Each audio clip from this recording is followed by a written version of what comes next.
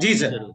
अच्छा, देखिए, सबसे पहले तो ये हमें समझना है, हमारे देश के भ्रष्ट अधिकारी जो है आज की हालत में, आज ये हालत हो गई है कि ये लोग खुलेआम सबूतों के साथ, मतलब पूरा सबूत दिखाए भ्रष्टाचार के, ओपन करके उनको बताया जा रहा है कि आपके खिलाफ ये सबूत है, उसके बाद भी ये लोग बेखौफ है, इन्हें कोई डर नहीं है। खुलेआम सुप्रीम कोर्ट के, हाई कोर्ट के, संविधान के दिशा निर्देशों की सीधी अवहेलना कर रहे हैं, सीधी अवमानना कर रहे हैं ये लोग। ये लोगों को हम साफ साफ बताते हैं कि देखिए, आप सुप्रीम कोर्ट के आदेश को, सुप्रीम कोर्ट के दिशा निर्देशों को जूतों की नोक पर रख रहे हैं। थोड़ा तो समझिए, थोड़ा तो इसको कि अवमानना कर रहे हैं, कंटेम कर रहे हैं आप, लेकिन लोग नहीं समझ रहे हैं।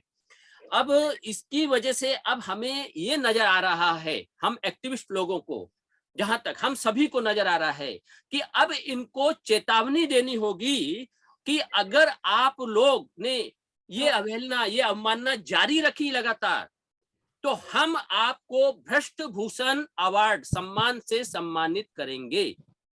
भ्रष्ट भूषण सम्मान मतलब आप किस तरीके से भ्रष्टाचार कर रहे हैं, उसका आपको एक सम्मान दिया जाएगा, और वो आपके ही ऑफिस में भेजा जाएगा, आपके यहाँ, और जितने भी आपके वरिष्ठ अधिकारी हैं उन सबको उसकी वीडियो जो हम लोग विश्लेषण करेंगे आप लोगों के मामले में, वो सब वहां भेजेंगे। अभी इसमें हम देखेंगे कि क्या हालत क्या है। देखिए, संवैधानिक व्यवस्था का सम्मान कर, सुप्रीम कोर्ट के दिशा निर्देशों का पालन करें, ये हम इनसे कहेंगे, अन्यथा हम एक्टिविस्टों की तरफ से आपको भ्रष्ट भूषण सम्मान दिया जाएगा। अच्छा, इसको अभी हम इस तरीके से देखिए किस तरह ये बेखौफ है, उसको समझने के लिए हमें कुछ चीजें हम समझाते हैं। जैसे अभी अभी हमने एक अपने यहाँ का नोएडा का एक मामला उठाया था। वहां के पीआईओ, वहां के पीआईओ जो है अपने, वो है I'm additional 15, DCP. you know what, Cynthia? I'm here at MIDC. Just tell me how to come to the house. I forgot it. अपने ये आप Forgot your role. How to mute come. कर लीजिए In अपना, 10 minutes, I was in the house. एक अब- एक minute mute. हाँ हाँ, देखिए, तो यहाँ पर जो नोएडा के पीआईओ, वहां हमने नोएडा में जो काम हुआ, जो भी उन्होंने ऑफिसर ने काम किया, उसकी हमने उनसे आरटीआई की जानकारी मांगी। जब हमने जानकारी मांगी तो एडिशनल पीआईओ ने इतनी गलत, इतने मतलब इस तरीके से जानकारी दी है जैसे एक अनपढ़ इंसान हो। मतलब एक ऐसा अनपढ़ अंगूठा छाप व्यक्ति, डीसीपी लेवल का ऑफिसर, मतलब आईपीएस लेवल का ऑफिसर, अंगूठा छाप जैसे होता है, उस हिसाब से उसने हमें आरटीआई की जानकारी दी। अभी हम उनके खिलाफ भी अगला मोर्चा खोलने वाले हैं, उनको भी हम एक देंगे। दूसरा, आपने हम लोगों ने देखा होगा, अभी हम लोग ने एमआईडीसी के पीआईओ के खिलाफ एफआईआर दर्ज करने के लिए हमने काफी मेहनत करी, और उसके ऊपर क्या कहते हैं सुकॉस नोटिस भेजा, आईओ को बोला कि भाई इसके ऊपर एफआईआर करो। आईओ ने एफआईआर नहीं की तो आईओ के कार्टून बना करके उसको भी हमने वायरल किया और एसएमएस भेजे। फिर उस वो आईओ के ऊपर यानी आईओ ने काम नहीं किया तो हमने उसके सीनियर को एफआईआर करने के लिए बोला, सीनियर ने एफआईआर नहीं करी तो डीसीपी को हमने 154(3) में लेटर दिया और इन सबको वायरल किया। डीसीपी इन सब लोगों ने देखो, मतलब पूरे सबूतों के साथ दिया गया है, उसके बावजूद उन्होंने काम नहीं किया। मगर इसका परिणाम बहुत अच्छा आया। परिणाम ये आया कि पूरे माहौल, राजनीतिक माहौल यानी गर्मा गया। ये मंत्रालय तक सब जगह हमारी खबरें गई। हम लोगों को डराने की कोशिश की गई कि तुम्हारे ऊपर डिफेमेशन लगाया जाएगा। हमने कहा लगाओ, यहाँ पर सब हम बैठे हैं पूरे तैयारी के साथ, आप लगाइए, हमें कहाँ भेजते, जेल भेजेंगे, कहाँ भेजेंगे। आखिर में हमारे जो मंत्री है, उद्योग मंत्री, इनका नाम है उद्य सामंत जी, ये आए फिर रोड सामने और इन्होंने बहुत अच्छी मीटिंग की। 4 तारीख को मीटिंग हुई, एक 4 जनवरी को, जिसमें जो पीआईओ थे, जो वरिष्ठ अधिकारी, जिनके ऊपर हम लोगों ने जिसको आरोप लगाया था पीआईओ को, वो वहां शामिल नहीं हुए 4 तारीख को। उसके बाद अभी परसों की मीटिंग में, 9 तारीख की मीटिंग में, बहुत बढ़िया मीटिंग हुई थी एमआईडीसी की उद्योग मंत्री के साथ अपने, और इसमें हमारे जो हम लोगों ने जो मांग रखी थी इन लोगों के सामने, वो पूरी मांगे, सोचा नहीं था 100% मांग पूरी कर ली हमारी। मतलब जो कर्मचारी थे उन लोगों को गुलामों के साथ व्यवहार किया जाता था। एमआईडीसी के जो फायर ब्रिगेड के कर्मचारी थे उनके साथ गुलामों के समान व्यवहार होता था। उनको 24-24 घंटे काम करना पड़ता था, उनको 12 घंटे कर दिया गया। उनको क्या बोलते भत्ता नहीं दिया जाता था, भत्ता डबल कर दिया गया आपने। तो ये सब चीज हमें बहुत खुशी हुई और ये सब हम सब लोगों की मेहनत का परिणाम है। हम सब लोग जो आगे बढ़े उसकी वजह से ये सब चीजें हुई है अपने। तो हमें इन सबको समझने की आवश्यकता है, इस सब चीज को। और इसके बाद आप देखेंगे, इसके बाद हम लोगों ने ये 154(3) के बाद हम लोगों ने 156(3) में ना जाकर पहले हम डालसा के पास गए, डिस्ट्रिक्ट लीगल अथॉरिटी के पास गए कि भाई इस मामले में आप डीसीपी के खिलाफ नोटिस इशू करो या उसको डायरेक्शन दो, ताकि क्या बोलते पीआईओ के खिलाफ जो संज्ञेय अपराध है, कॉग्निजेबल ऑफेंस है, तो इस ऑफेंस पर एफआईआर करनी चाहिए। तो उसके लिए दिशा निर्देश दो आप।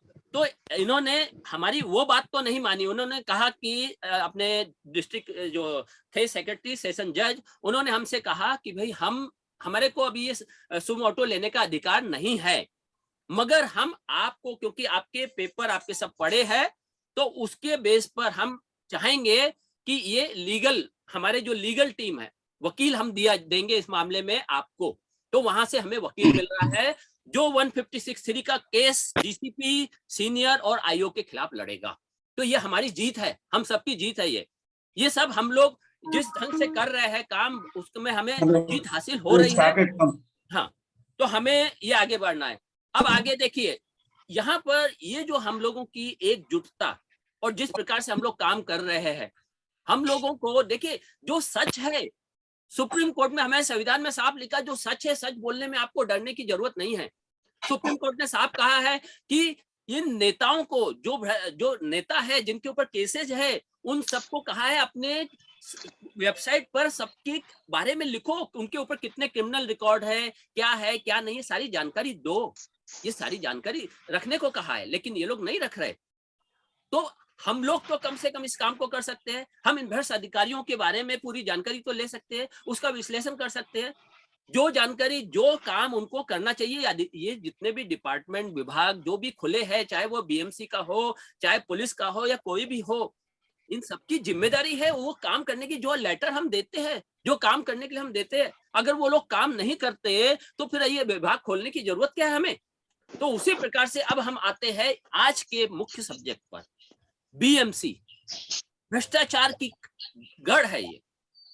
और उसके लिए हम लोग ने ये अभी मीटिंग रखी है और यहाँ के एक अधिकारी को हम चेतावनी दे रहे हैं, सबूतों के साथ। हमने उसको लेटर भेज दिया है, सबूतों के साथ चेतावनी दे रहे हैं कि आपका काम है इस मामले में जो हम बताने जा रहे हैं उसमें एफआईआर करना है। अगर आप नहीं करेंगे तो आपको भ्रष्ट भूषण अवार्ड से सम्मानित किया जाएगा और सभी जगह ये पूरा मामला भेजा जाएगा और बाद में एफआईआर तो आपके ऊपर करी ही जाएगी। वो तो एक प्रोसेस, आईपीसी के जितने भी सेक्शन लगते होंगे आपके ऊपर, वो सब हम लगाएंगे और लगेंगे। हम लोग जीत हासिल करेंगे और मिलेगा हमें जीत। इन साहब ने क्या किया है वो हमें यहाँ बताना जरूरी है। तो मैं शॉर्ट में बताऊंगा, फिर इस मामले में हमारे जो इसमें मेन शिकायत करता है मेलविन फर्नांडिस जी, वो फिर उसमें पूरा एक्सप्लेन करेंगे। मैं शॉर्ट में थोड़ा सा बताता हूँ इस मामले को। यह मामला बीएमसी के भ्रष्ट अधिकारियों के भ्रष्टाचार को दस्तावेजी सबूतों के रूप में उजागर करता है। अभी देखिए, मैं आपको एक शेयर करता हूं, पहले एक डाटा आपने ये, एक मिनट, मैं फाइल शेयर करता हूं सबसे पहले।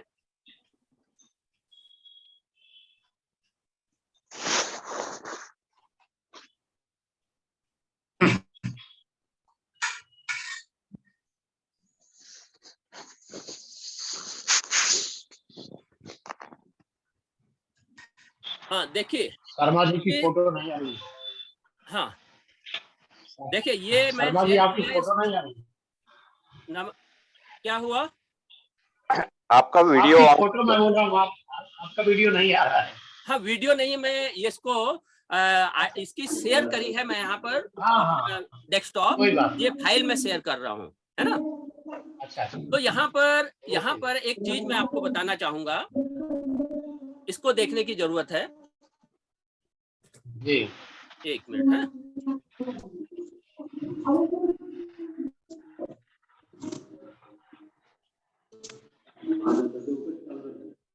ये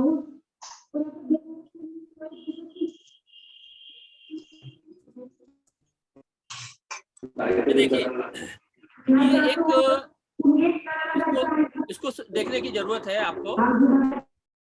आप लोग ऑडियो जो अपना है ना म्यूट कर लेंगे तो अधिक बेहतर रहेगा।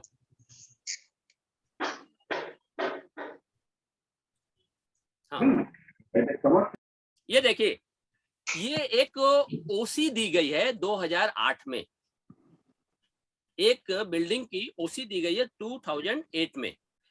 इस ओसी में ये जो देखिए माउस मेरा दिख रहा है, ये राइट लेफ्ट साइड में जो आप देख लेंगे 3 गैराज दिए गए हैं यहाँ पर लेफ्ट साइड में, आप लोगों को दिखाई दे रहे होंगे। इसको और जूम करता हूं मैं, दिख नहीं रहा।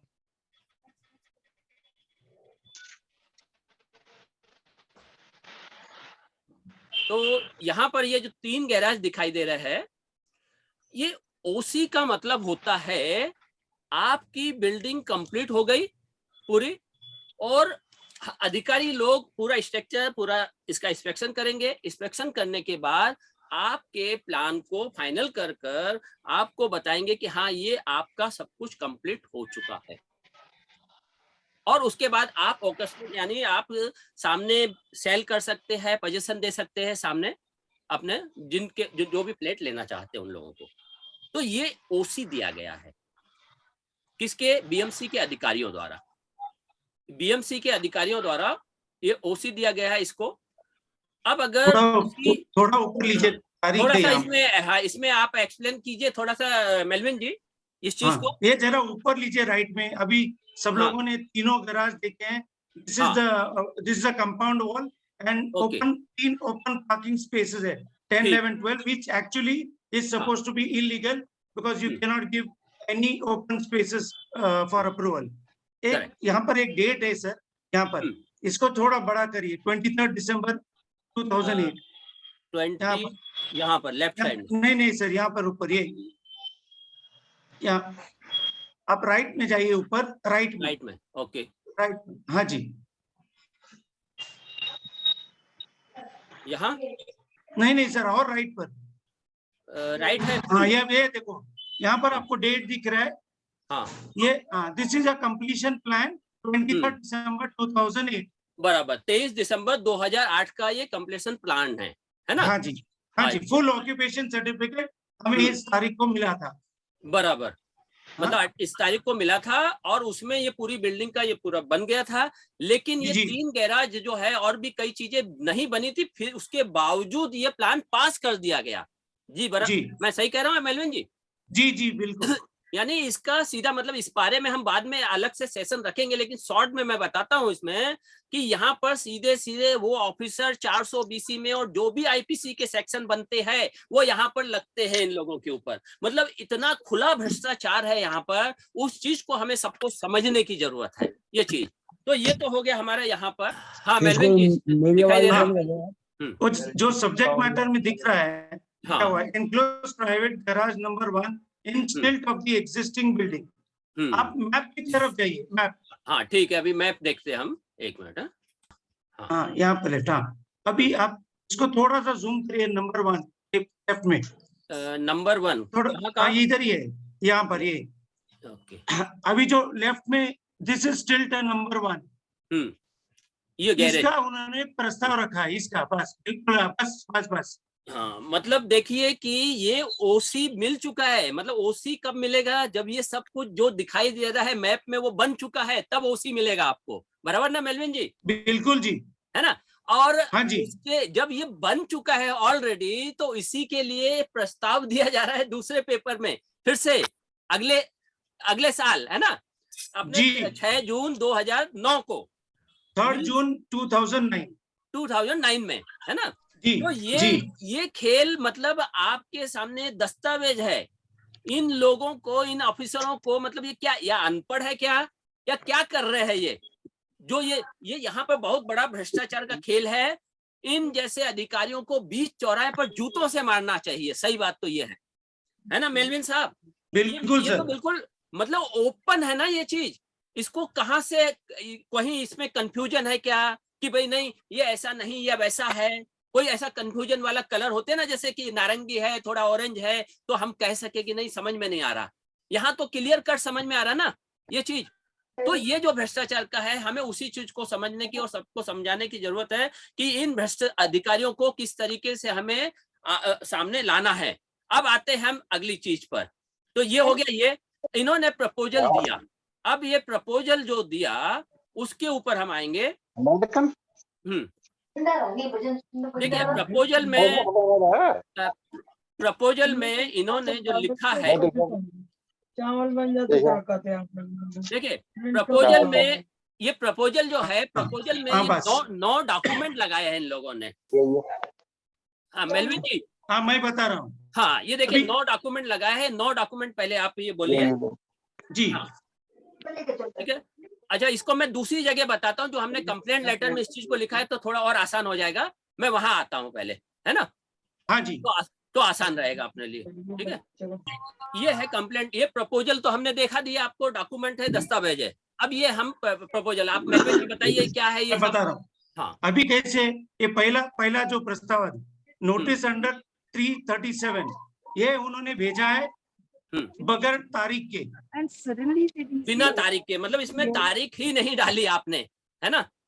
और पेज नंबर 5 और 7 में है। तो ये पेपर, इसमें तारीख नहीं डाली। 2 नंबर जो है, ये पेपर तो है लगा इसके अंदर, लेकिन बिना तारीख का। मतलब एक आर्किटेक्ट ने जो पेपर दिया है या ये बिल्डर ने जो पेपर दिया है, बिना तारीख का पेपर बीएमसी में लगाया और बीएमसी के अधिकारियों ने उसको एक्सेप्ट किया है, लिया है। राइट। हाँ जी। अभी कम टू अभी तीसरा जो है डीपी रिमार्क्स है। तीसरा, इसमें ना तो कोई प्लान है, हाँ बगैर प्लान का उन्होंने डीपी रिमार्क्स डाल दिया है। बराबर। इसमें मतलब कोई भी कुछ भी प्लान व्लान कुछ भी नहीं लिखा है, बस ऐसे करके दे दिया है। बराबर, बिल्कुल। फिर नंबर 4 जो है उसमें सीटीएस प्लान है, पेज नंबर 27 पर। अब बराबर, सबसे इम्पोर्टेंट पॉइंट नंबर 5। ये 27 पेज का ये है अपने उसके अंदर। बराबर जी। हाँ। जी। अब कम टू पॉइंट नंबर 5। यहाँ ना तो कॉपी ऑफ असेसमेंट दिया लगाया हुआ है, हाँ। ना तो एनओसी सभी फ्लैट परचेजर्स के नहीं लगाया है, लास्ट पेड बिल प्रपोजल के साथ नहीं लगाया है। ओके। और तो ये देखिए, ये सारे पेपर्स जो है यहाँ पर नहीं है, ये जो साफ साफ दिखाई दे रहे हैं। लेकिन इसमें एक चीज जो हमें देखने की जरूरत है, वो मैं बताता हूँ। वो यहाँ पर हम देखेंगे फिर से पुराने ये पेपर बीएमसी ने 6 जून 2009 को एक्सेप्ट किया है, लिया है पेपर। बराबर मेलविन जी। बिल्कुल। ये पेपर बीएमसी के अधिकारी ने लिया है और उसके साथ ये 9 डॉक्यूमेंट अटैच है, ये साफ साफ लिखा है। राइट। बिल्कुल। इसका मतलब ये हो गया कि बीएमसी के पास ये सारे पेपर पहुंच गए। ये चीज साबित हो रही है। जी। ये चीज साबित हो रही है। और जब हमने ये पेपर मांगे तो ये पेपर हमें नहीं दिए गए। राइट। आपका मीडिया हो रहा है, हमारे से वो पेपर गायब है इसके अंदर। बिल्कुल सर, इसके अंदर वो पेपर गायब है। इसका मतलब क्या हुआ? मतलब आपने कुछ गलत काम किया है। अब अधिकारी ने वो पेपर हमें नहीं दिए। क्यों नहीं दिए? अब इसके ऊपर हमें आना है। अगर नहीं दिए तो उस मामले में क्या कार्रवाई होनी चाहिए? तो यहाँ पर हमने जो कहा है शुरू में कि बॉम्बे हाई कोर्ट यानी हाई कोर्ट या सुप्रीम कोर्ट, इन सब के आदेशों को, दिशा निर्देशों को ये लोग जूतों की नोक पर रख रहे हैं, ये अधिकारी लोग। करेक्ट। तो यहाँ पर ये पेपर है और ये पेपर इनके हिसाब से जो इन्होंने ही रिसीव किया है, इनके हिसाब से इनके पास होना चाहिए। वो पेपर अब हमें नहीं मिला। अब आगे देखिए इस चीज को, इसके ऊपर हम लोगों ने लेटर जो यहाँ पर हाँ बराबर। अभी copy of RC book car owners, इसमें भी 32 आरसी बुक्स होने चाहिए थे। हाँ। केवल 2 ही आरसी बुक्स अवेलेबल है, बाकी सभी 30 डॉक्यूमेंट गायब है। बराबर, ठीक। Okay. Next point number 7, copy of agreement of flat owners. यहाँ पर भी केवल 2 ही एग्रीमेंट की कॉपीज अवेलेबल है, बाकी 30 कॉपी गायब है। बराबर, ठीक। और पॉइंट नंबर 8, राशन कार्ड की केवल 2 ही मेंबर्स का राशन कार्ड की कॉपी अवेलेबल है, बाकी पूरे गायब है। मतलब मतलब जो डॉक्यूमेंट्स खुद कहते बीएमसी एक्सेप्ट कर रहा है कि उसने लिए है किससे, आर्किटेक्ट से, वो पेपर उसने हमें आरटीआई में नहीं दिए। अब अगर आरटीआई में आप पेपर नहीं देते हो तो बॉम्बे हाई कोर्ट या कहते हैं सुप्रीम कोर्ट के किन आदेशों की अवहेलना कर रहे हो, आप अवमानना कर रहे हो, या उन आदेशों को, उन दिशा निर्देशों को आप जूतों की नोक पर रख रहे हो, तो इसके लिए क्या कार्रवाई होनी चाहिए आपके ऊपर। इसके लिए मैं बॉम्बे हाई कोर्ट के आदेश को यहाँ पर दिखाना पसंद करूंगा। तो यहाँ पर अभी देखिए बॉम्बे हाई कोर्ट का ये आदेश है। शिवनारायण जी, हाँ शिवनारायण जी, एक हाँ, पॉइंट बोलिए। नंबर 9 है, हाँ जो उनका ड्राफ्ट प्लान होता है प्रस्ताव के साथ, बराबर, हाँ हाँ, वो ड्राफ्ट प्लान गायब है, अच्छा वो भी गायब है, वो भी गायब है। बराबर। तो एक तो चीज ये हो गई। अब हम आगे बढ़ते हैं इस मामले में। हम बॉम्बे हाई कोर्ट के इस मामले में बॉम्बे हाई कोर्ट क्या कहता है, देखिए बॉम्बे हाई कोर्ट क्या कहता है, इस चीज को हमें समझने की जरूरत है। ये वेस्ट बाहर के लगे हम लोगों ने डिंडोसी कोर्ट में मामला दाखिल किया। उक्त मामले में भी साबित हो रहा है आपके विभाग से कई दस्तावेज गायब हुए। ये हम लोगों ने शिकायत पत्र दिया है इनके उस अधिकारी को, पीआईओ को, बराबर, जिसमें हमने उनको बताया है कि बॉम्बे हाई कोर्ट के आदेश पर हमें भरोसा है, जिसके अनुसार मांगी गई जानकारी पब्लिक रिकॉर्ड है, जिसका बिना किसी विशेष कारण से के उसकी जगह पर संवैधानिक व्यवस्था के तहत होना जरूरी है। यानी अगर कोई विशेष कारण हो तभी उस दस्तावेज को आप वहां से हटा सकते हो, अन्यथा आपको वह दस्तावेज उसी जगह पर रखना है, बराबर। मैं आप लोगों को, सबको जो भी यहाँ मौजूद है, उन सबसे कहना चाहता हूँ कि हमें इन लोगों को, इन भ्रष्ट अधिकारियों को सबूतों के साथ, कैसे हम इनके ऊपर क्यों हम आरोप लगा रहे हैं, क्यों इनको हम कह रहे हैं कि भाई इन्हें जूतों की माला पहनानी चाहिए। ये हमारे हाईकोर्ट की अदालत के आदेश पर ही तो चल रहा है, संविधान के तहत ही तो हमारा देश चल रहा है ना, लोकतंत्र है यहाँ पर। अगर ये लोकतंत्र में संविधान की अदालत की भाषाओं को ये लोग नहीं मानेंगे, ये अधिकारी जिनको हमने अपनी जिम्मेदारी दी है, तो फिर हमारा संविधान तो खत्म हो गया ना, लोकतंत्र खत्म हो गया। तो हमें जरूरी है अब इन लोगों को चेतावनी देना कि आप लोगों ने ये अदालत के आदेश को नहीं मान रहे हो। अभी देखिए पहला आदेश ये है, यदि रिकॉर्ड जगह पर मौजूद नहीं है और उसके मौजूद ना रहने का कारण लिखित दस्तावेज के रूप में नहीं है, तो निश्चित ये तय है कि उसे गायब किया गया है, जिम्मेदार अधिकारी की लापरवाही की वजह से गायब हुआ। ये कौन कह रहा है? खुद हाईकोर्ट कहता है, बॉम्बे हाईकोर्ट। उपरोक्त स्थिति में पीआईओ ने तुरंत मामले में एफआईआर दर्ज करवाकर कार्रवाई शुरू करनी चाहिए, जिससे दोषी को सजा हो।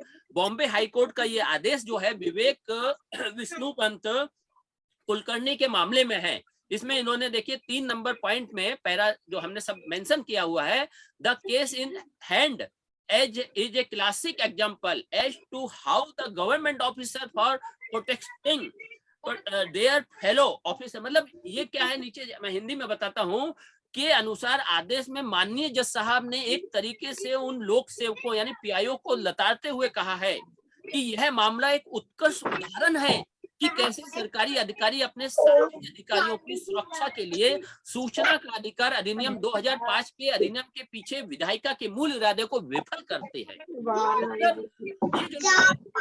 ये अधिनियम जो बनाया गया है 2005, वो विधायक ने, हमारी संसद ने जनता के फैसलों के ऊपर, जनता के द्वारा चुनी गई सरकार के द्वारा बनाया गया है, और ये विधायिका मतलब लोगों को न्याय देने के लिए बनाया गया, उसको कैसे विफल करते। ये हमारे माननीय जज साहब ने कहा है कि ये जो मामला है, जो साइटेशन या जो जजमेंट है, वो एक उदाहरण है। ये केस जो है उदाहरण है कि किस तरह सरकारी अधिकारी अपने साथी अधिकारियों की सुरक्षा करते हैं, और इस अधिनियम आरटीआई अधिनियम का खतरा कर रहे हैं वो लोग। इसमें देखिए उपरोक्त कथन लोक सूचना अधिकारी व प्रथम अपीलीय अधिकारी को कटघरे में खड़ा करता है। यह भी साबित करता है कि यह लोक सेवक संवैधानिक व्यवस्था की धज्जियां उड़ा रहे हैं और संवैधानिक व्यवस्था को मानते ही नहीं है। संवैधानिक व्यवस्था को ना मानने वाला लोक सूचना अधिकारी पीआईओ किसी भी हालत में एक देशद्रोही से कम नहीं है। ये हम लोग कह रहे हैं, ये हमारे पॉइंट है। आप अगर संविधान को नहीं मानते तो फिर कैसे उस कुर्सी पर, जिस कुर्सी पर आप बैठे हो वो संविधान की व्यवस्था के तहत ही तो बैठे हो, और आप उसी को नहीं मान रहे, तो क्या आप देशद्रोही नहीं हो? आपको तो इस पद पर बने रहने का हक ही नहीं है। तो ये सारी चीजें इस ऑफिसर के द्वारा, मतलब पेपर नहीं देना, मतलब इस तरीके से इसने गलत काम किया है। दूसरा आगे आगे देखिए, बॉम्बे हाईकोर्ट आगे क्या कहता है उस चीज को, दूसरा पॉइंट है बॉम्बे हाईकोर्ट के पेज नंबर 6 के पैरा 1 में जो लिखा है, मैं हिंदी में बताता हूँ। याचिकाकर्ता ने 2008 की अपील संख्या 4 में पारित नील जनवरी 2009 के आदेश से असंतुष्ट महसूस करते हुए राज्य के समक्ष सूचना का अधिकार अधिनियम 2005 की धारा 19(3) के तहत विचार के अनुसार 15 जून 2009 की दूसरी अपील दायर की। सूचना आयोग की पुणे पीठ के समक्ष संख्या सांगली उक्त अपील में याचिकाकर्ता ने कुछ मुद्दों को उठाया था और तर्क दिया था कि यदि सरकारी अधिकारियों से मांगी गई जानकारी संबंधित विभाग के पास ही उपलब्ध नहीं है तो सूचना का अधिकार अधिनियम 2005 का कोई उपयोग नहीं है। याचिकाकर्ता ने यह भी दलील दी, चूंकि याचिकाकर्ता द्वारा संबंधित अधिकारी से मांगी गई जानकारी के गंभीर परिणाम हो रहे हैं, उक्त जानकारी जनहित की दृष्टि से अत्यंत महत्वपूर्ण थी और द्वितीय अपीलीय अधिकारी से अपील की अनुमति देने का अनुरोध किया गया था, है ना। समीक्षा में उपरोक्त पैरा में याचिकाकर्ता ने सूचना के अधिकार अधिनियम 2005 पर प्रश्न चिन्ह लगा दिया।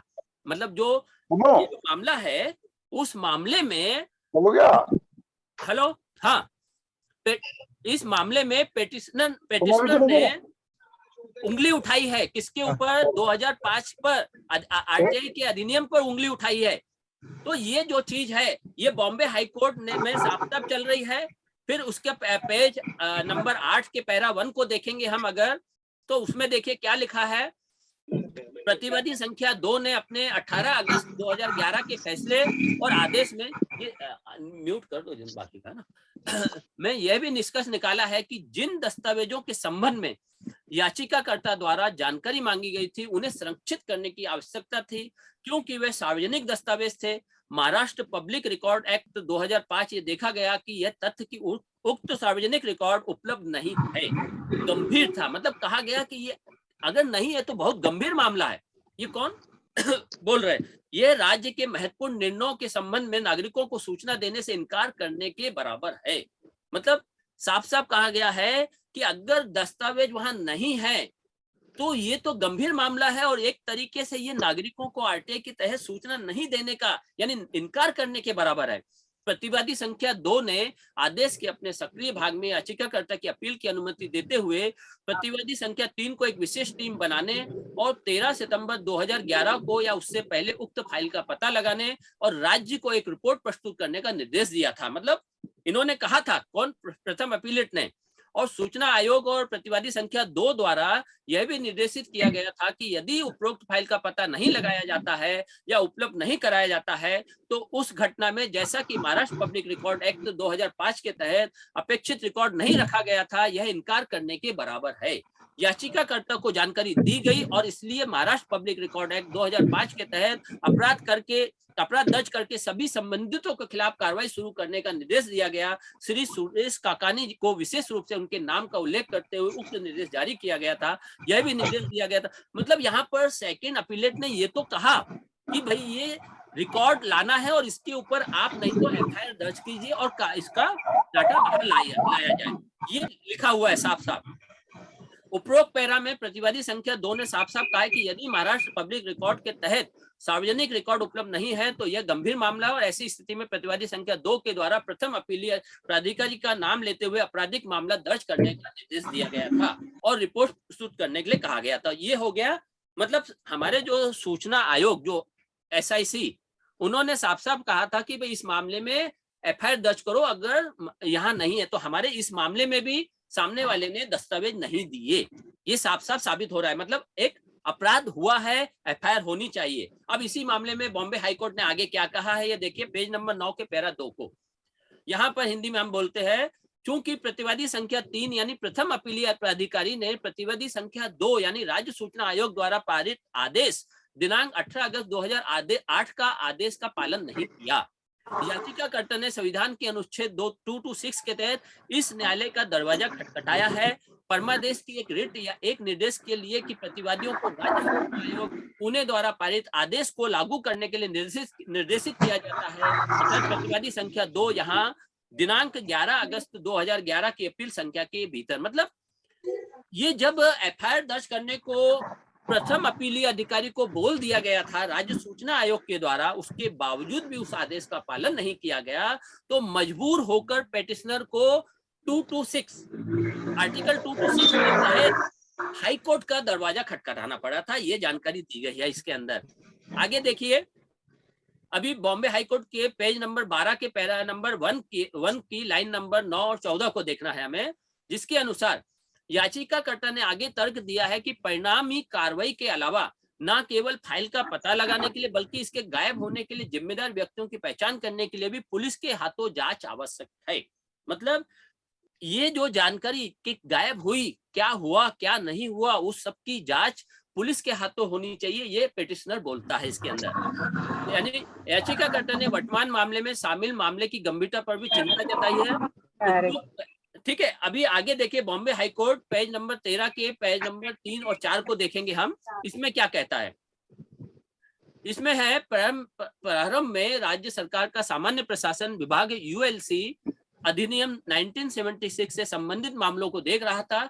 तत्पश्चात उक्त विषय को आवास और विशेष सहायता विभाग को स्थानांतरित कर दिया गया और बाद में सरकारी संकल्प 14/9/2000 के तहत सभी यूएलसी अधिनियम के तहत मामलों को शहरी विकास विभाग को स्थानांतरित कर दिया गया था।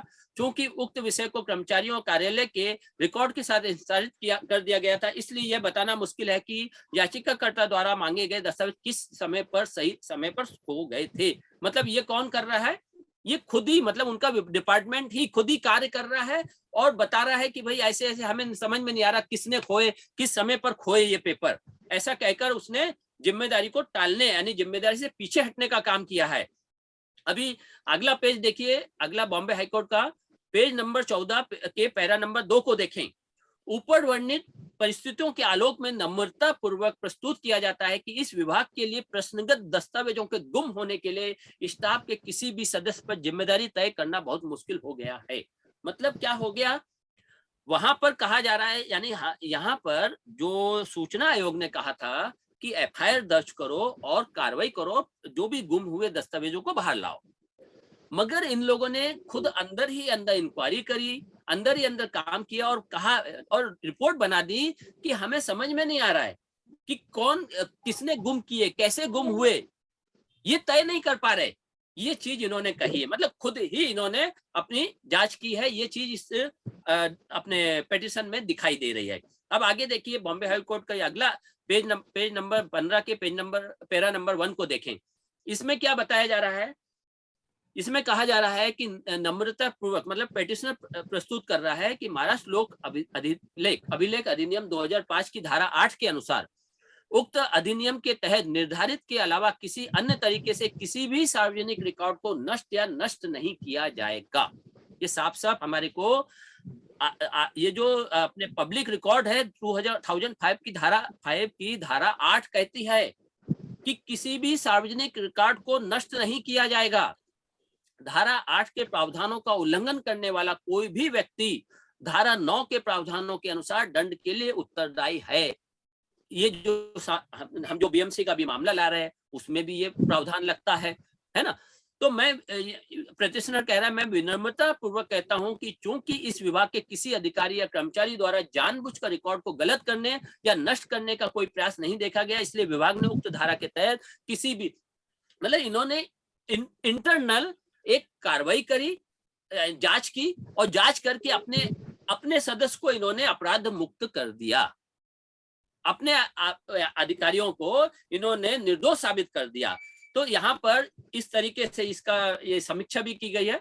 आगे देखिए, पेज नंबर 15 के पैरा नंबर 2 और पेज नंबर 16 के पैरा नंबर 1, इसके अनुसार श्री सुरेश ककानी 29 अक्टूबर 2012 का हलफनामा और श्री एस के सलीमत दिनांक 17 अप्रैल 2013 के अनुसार ऐसा प्रतीत होता है कि उक्त अधिकारियों ने किसी पर दायित्व निर्धारित किए बिना सभी संबंधितों को क्लीन चिट दे दी। मतलब आपके जहां पर गायब हुआ दस्तावेज, उन्हीं के विभाग के लोगों ने मिलकर, उन्हीं अधिकारियों ने मिलकर इस मामले को हमें क्लीन चिट दे दी। मतलब कोई एफआईआर दर्ज नहीं की, जबकि एफआईआर दर्ज करने को खुद सूचना आयुक्त ने बोला था, मगर इन लोगों ने आपस में वो कर लिया, लेन देन कर लिया और आपस में एक दूसरे को क्लीन चिट दे दी। ये खेल हुआ, ये इस पेटिशन में बताया गया है। देखिए आगे देखिए, श्री S.K. सलीमत ने राज्य सूचना आयोग द्वारा पारित आदेश को उसके सही अर्थ में लागू करने की बजाय द्वितीय अपील प्राधिकारी के आदेश को बाय बाय देने का कार्य किया।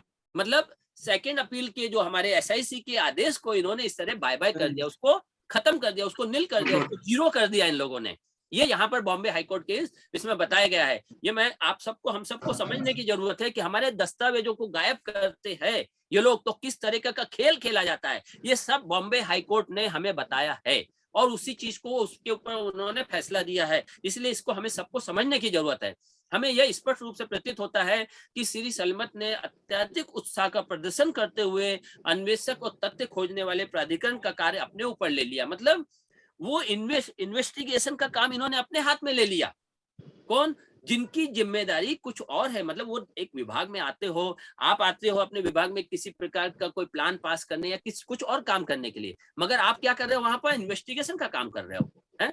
आगे देखिए, उपरोक्त पैराग्राफ 9 में एक साहसिक बयान दिया है, क्योंकि उनके विभाग के किसी भी अधिकारी या कर्मचारी द्वारा जानबूझकर रिकॉर्ड को गलत तरीके से नष्ट करने या नष्ट करने का कोई प्रयास नहीं किया। मतलब ऐसा बोल रहे कि हमने कोई जानबूझकर ऐसा नहीं किया है। मतलब जो हमारे जो पब्लिक रिकॉर्ड 2005 के जो अध्यादेश बनाए गए, जो धाराएं बनाई गई, वो गलत है। फिर इसका मतलब यानी जानबूझ के नहीं किया, ऐसा बोला जा रहा है। आगे देखिए, विभाग ने कर्मचारियों के किसी भी सदस्य के खिलाफ कोई आपराधिक शिकायत दर्ज नहीं की है। महाराष्ट्र पब्लिक रिकॉर्ड एक्ट 2005 की प्रासंगिक धारा हमें यह देखना चाहिए कि श्री सलीमत ने अपने अधिकार, ओके, ये 10 मिनट के बाद बंद होगी तो फिर से आप लोग ज्वाइन होना, है ना। इसको अभी हम कंटिन्यू रखे हुए हैं। श्री सलीमत ने अपने अधिकार क्षेत्र को पार कर लिया है। राज्य सूचना आयोग द्वारा 18 अगस्त 2011 को पारित आदेश को पार करने की कोशिश की है। श्री सलीमत को निर्णय लेने का कोई अधिकार नहीं है और ना ही अपराध दर्ज करने के लिए। मतलब इन्होंने जो इंटरनल, मतलब जो कार्रवाई पुलिस की थी, वो कार्रवाई ये खुद करने लगे। ये इनको खुद तो इन्वेस्टिगेशन करना आता नहीं है, फिर इनको क्या जरूरत है उस चीज की जांच करने की। आगे हमारे जज साहब क्या कहते हैं उसको देखना है। उपरोक्त पैरा में यह समीक्षा है। हलफनामे में प्रतीत होता है कि उन्होंने दस्तावेज गायब होने के मामले में खुद ही जज बनकर क्लीन चिट दे दी है और राज्य सूचना आयोग के आदेश को तिलांजलि दे दी है। बॉम्बे हाईकोर्ट के माननीय जज साहब उपरोक्त आदेश में कह रहे हैं कि ऐसा लगता है कि प्रतिवादी ने अत्यधिक उत्साह का प्रदर्शन करके जांच करने व तथ्यों की खोजबीन का कार्य अपने ऊपर ले लिया है। साथ ही आगे जज साहब ने प्रतिवादियों के बारे में कहा है कि प्रतिवादियों ने पैरा 9 में एक साहसिक बयान दिया है कि चूंकि उनके विभाग के किसी भी अधिकारी या कर्मचारी द्वारा जानबूझकर रिकॉर्ड को गलत तरीके से नष्ट करने या नष्ट करने का कोई प्रयास नहीं किया गया है, विभाग के ने कर्मचारियों के किसी भी सदस्य के खिलाफ कोई आपराधिक शिकायत दर्ज नहीं की है। मतलब खुद ही जज बन गए ये लोग, खुद ही ये सब कर गए। ये सब चीज जज साहब कह रहे हैं। बॉम्बे हाईकोर्ट के माननीय जज साहब कहते हैं कि वो खुद जज बनकर उन्होंने फैसला कर लिया, जबकि उनको ये आगे देखिए, प्रतिवादियों के उपरोक्त बयान के आधार पर माननीय जज साहब ने प्रतिवादियों के लिए कहा है कि उन्होंने अपने अधिकार क्षेत्र को पार कर लिया है। मतलब उन्होंने, उनका काम कुछ और था, काम कुछ और कर लिया उन्होंने। मतलब उन्होंने अपने अधिकार को पार कर लिया और राज्य सूचना आयोग के आदेश को पार करने की कोशिश की है, जबकि माननीय जज साहब के अनुसार उपरोक्त निर्णय लेने का अधिकार प्रतिवादियों को बिल्कुल भी नहीं था, बल्कि प्रतिवादियों से अपेक्षा की थी कि राज्य सूचना आयोग के आदेश का पालन करें। अब आगे देखिए, पेज नंबर 16 के पैरा नंबर 2 को, श्री सुरेश ककानी और LSK आलिमठ को एक विस्तृत दलील देने या लेने की अनुमति नहीं दी जा सकती है कि राज्य सूचना आयोग द्वारा 18 अगस्त 2011 को पारित आदेश का पालन नहीं किया जा सकता है। राज्य सूचना आयोग ने उक्त आदेश पारित किया है जो प्रतिवादी संख्या 3 को बाध्य करता है। बॉम्बे हाईकोर्ट समीक्षा है। बॉम्बे हाईकोर्ट के माननीय जज ने प्रतिवादियों के लिए साफ साफ कहा है कि प्रतिवादियों को विस्तृत दलील देने या लेने की अनुमति नहीं दी जा सकती। वे राज्य सूचना के आदेश का पालन नहीं कर सकते, जिसका मतलब है कि बिना बहानेबाजी के PIO और प्रथम अपीलीय अधिकारी ने राज्य सूचना आयोग के आदेश का पालन करना था। उन्होंने सीधा पालन करना था, अपना दिमाग नहीं लगाना था, उन्होंने सीधे FIR दर्ज करनी थी। ये कहना है बॉम्बे हाईकोर्ट के जज साहब का, और यही चीज हम इस अधिकारी को, PIO को, जिसके खिलाफ अभी हम लोग बैठे हैं, उसको हमें समझाना है। आगे देखिए, पेज नंबर 16 के पैरा नंबर 3 व 4 और पेज नंबर 17 के पैरा नंबर 1 और 7, पेज नंबर 18 के पैरा 1 को देखें। इसके अनुसार देखिए, समझिए। माननीय जज साहब के अनुसार आयोग के गठन का मुख्य मकसद है हर वह दस्तावेज जिसकी आवश्यकता पीड़ित को न्याय प्राप्त करने में होती है तुरंत व कम से कम खर्च में प्राप्त हो सके। ये देखिए, बिल्कुल बहुत अच्छी बात जज साहब ने कही है। किसके लिए? पीड़ितों के लिए, शिकायतकर्ताओं के लिए, उन सभी के लिए जो शोषित लोग हैं, कि आयोग के गठन का मुख्य मकसद, आयोग क्या मतलब आरटीआई जो एसआईसी है, जो सूचना आयोग है, उसके गठन का मुख्य मकसद है हर वह दस्तावेज जिसकी आवश्यकता पीड़ित को न्याय प्राप्त करने में होती है तुरंत व कम से कम खर्च में प्राप्त हो सके, ऐसी व्यवस्था करना है उसका काम। प्रत्येक वह दस्तावेज व इलेक्ट्रॉनिक सबूत जिसके आधार पर पीड़ित को इंसाफ मिल सकता है या आपराधिक कृत्य का पर्दाफाश हो सकता है, यह सभी सबूत प्राप्त करने का अधिकार भारत देश के प्रत्येक नागरिक को है, चाहे वह दस्तावेज पीड़ित के दुश्मन की निजी तिजोरी में ही क्यों न हो। अदालत में न्याय के लिए सबूत के रूप में उपयोग होने वाले प्रत्येक दस्तावेज थर्ड पार्टी या निजी मिल्कियत का बहाना लेकर रुकावट डालने का अधिकार किसी को भी नहीं है। आयोग की स्थापना का स्पष्ट मतलब है कि पीड़ित को इंसाफ देने के लिए जो भी सबूत है वह पीड़ित को दिए जाएं। साफ साफ लिखा है। मतलब यहाँ पर उसको पीआईओ को वो सारे सबूत देने थे जो कहते उसने प्रपोजल के टाइम लगाए, 9 दस्तावेज लगाए, 9 प्रकार के। उन्होंने दस्तावेज दिए ही नहीं, इतने सारे दस्तावेज गायब कर दिए। अब आगे देखिए माननीय हाईकोर्ट क्या कहता है इस मामले में। इसमें कहता है पेज नंबर 3 पैरा नंबर 3-5 है, 16 का और 17 का।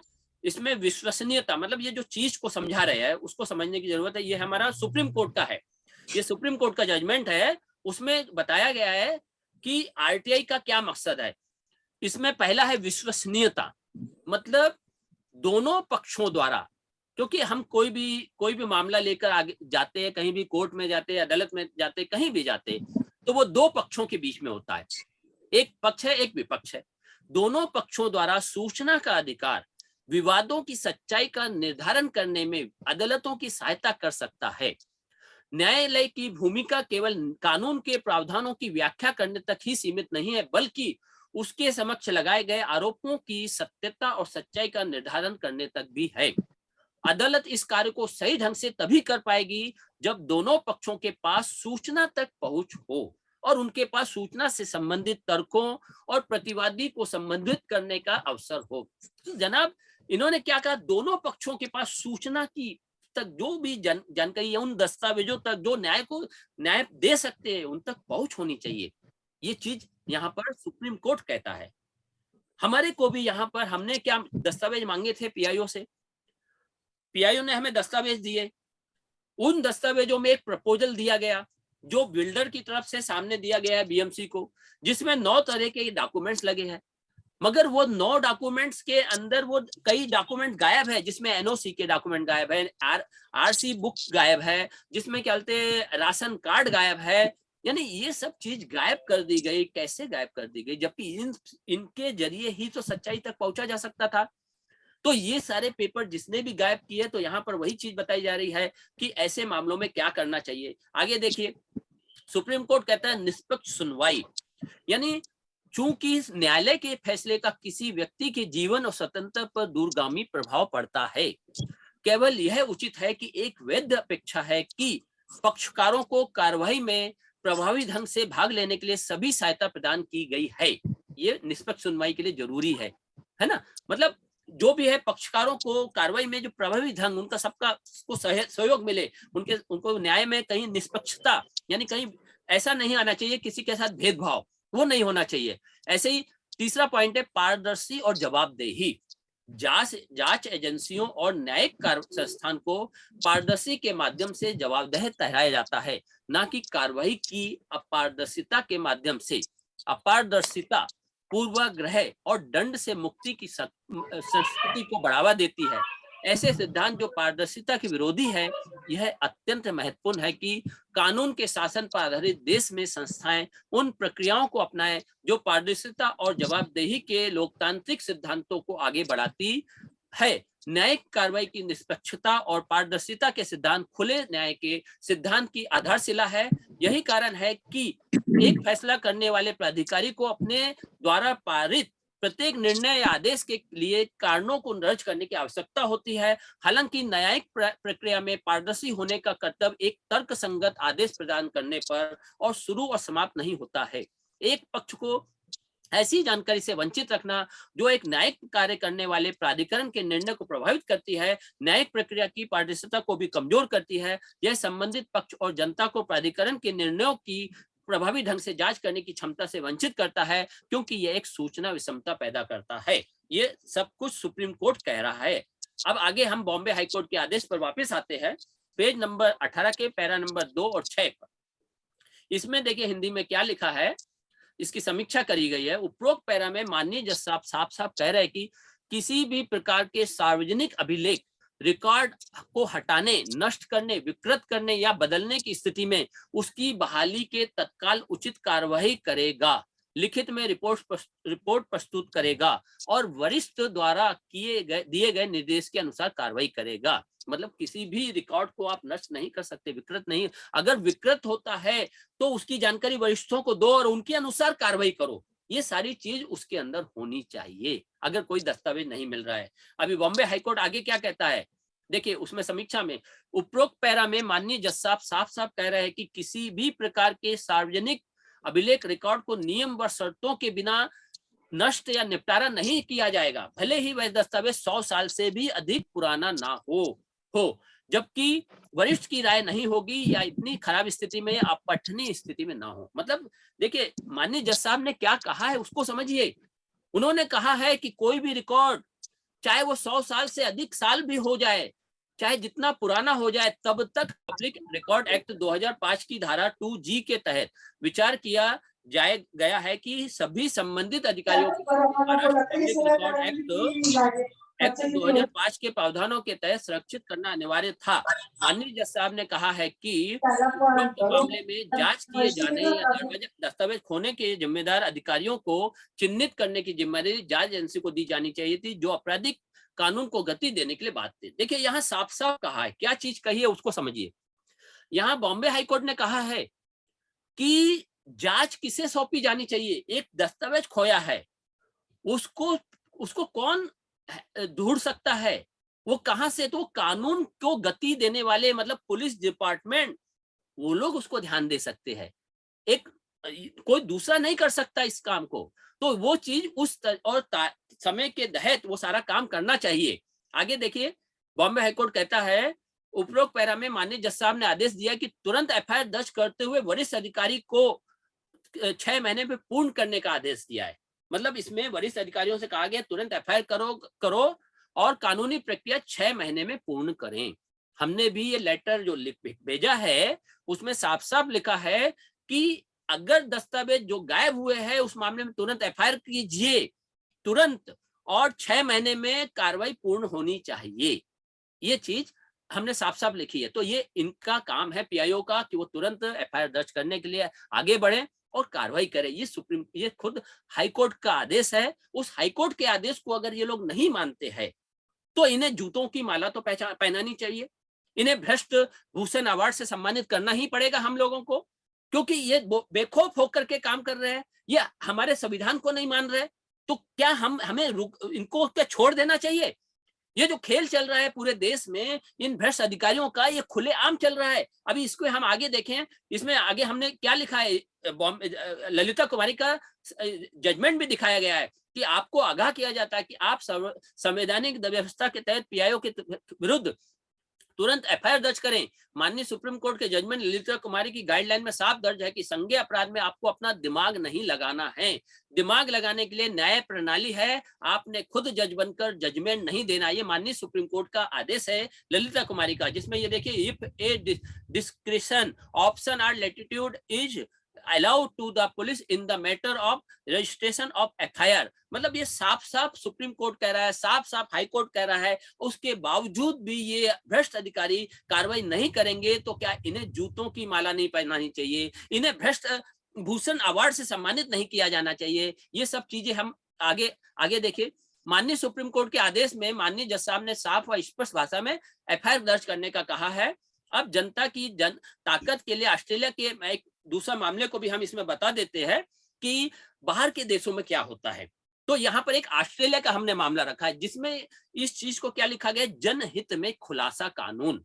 मतलब ऑस्ट्रेलिया में ये कानून को ये नाम दिया गया है, जनहित में खुलासा कानून। इसको समझने की जरूरत है। कैनबरा में इस तरह का नाम एक बहुत बढ़िया व ताकतवर कानून है। जिन लोगों को नहीं जानकारी उनके लिए कैनबरा ऑस्ट्रेलिया की राष्ट्रीय राजधानी, अर्ध राज्य तथा शहर है। कैनबरा की विधानसभा ने जनहित में खुलासा नाम से एक बढ़िया व ताकतवर कानून बना रखा है। इस तरह के कानून ऑस्ट्रेलिया के अन्य राज्यों में भी है, राष्ट्रीय स्तर पर भी है। मेरा मानना है कि इस तरह के कानून दुनिया के हर राज्य में होने चाहिए। तो कैनबरा का जनहित में खुलासा कानून ऐसा है कि कैनबरा का कोई भी निवासी मौखिक या लिखित या इलेक्ट्रॉनिक माध्यम से ऐसा कर सकता है। मतलब कैनबरा के नागरिकों को ये अधिकार दिया गया है कि वे मौखिक, लिखित या इलेक्ट्रॉनिक माध्यम से अपनी शिकायत को दर्ज कर सकते हैं। शिकायत का औपचारिक रूप से किया जाना या रिपोर्ट के रूप में किया जाना या एफआईआर इत्यादि के रूप में किए जाने की औपचारिकता का अनुपालन नहीं करना पड़ता है। मतलब हमें वहां पर कोई एफआईआर या औपचारिकता नहीं करनी है, सिर्फ हमने ओरल कंप्लेंट कर दी, लिखित में दे दी या हमने इलेक्ट्रॉनिक रूप से भेज दिया, तो फिर बाकी हमें फॉर्मेलिटी नहीं करनी, सब अपने आप होगा। अब यहाँ पर कैनबरा राज्य की विधानसभा सदस्य, विधानसभा सचिवालय, सभी सरकारी कर्मचारी या किसी भी विभाग के हो, किसी भी स्तर के हो, अस्थायी हो स्थायी हो, सभी सरकारी टेंडर लेने वाले ठेकेदार, उप ठेकेदार, सरकारी प्रोजेक्ट पर काम करने वाले एनजीओ व स्वयंसेवकों इत्यादि सभी के ऊपर एक कानून लागू होता है। सार्वजनिक सेवाएं देने वाले लोग, संस्थाएं, सरकारी विभाग इत्यादि इस कानून के अधीन आते हैं। भले ही स्वयंसेवी या एनजीओ हो या सरकारी, जो भी सार्वजनिक संपत्ति, सरकारी नीतियों, सरकारी क्रिया, सरकारी प्रक्रिया इत्यादि से जुड़ा मसला है, भले ही घटना पूर्व में हो चुकी हो या हो रही हो या भविष्य में होने वाली हो, इत्यादि इस कानून के दायरे में आते हैं। इस कानून को अधिकारियों के नेक्सस के द्वारा प्रभावित नहीं किया जा सकता। जैसे हमारे यहाँ तो अधिकारी लोग फटक से इधर से उधर फोन लगाएंगे, आपस में एक दूसरे से दुश्मनी होगी, मगर भ्रष्टाचारी को बचाना है तो तुरंत बचा लेंगे। लेकिन यहाँ पर ऑस्ट्रेलिया में इस कानून के तहत कोई एक दूसरे मामले में प्रभावित नहीं कर सकता, फोन करके बोल नहीं सकता कि करो या ना करो।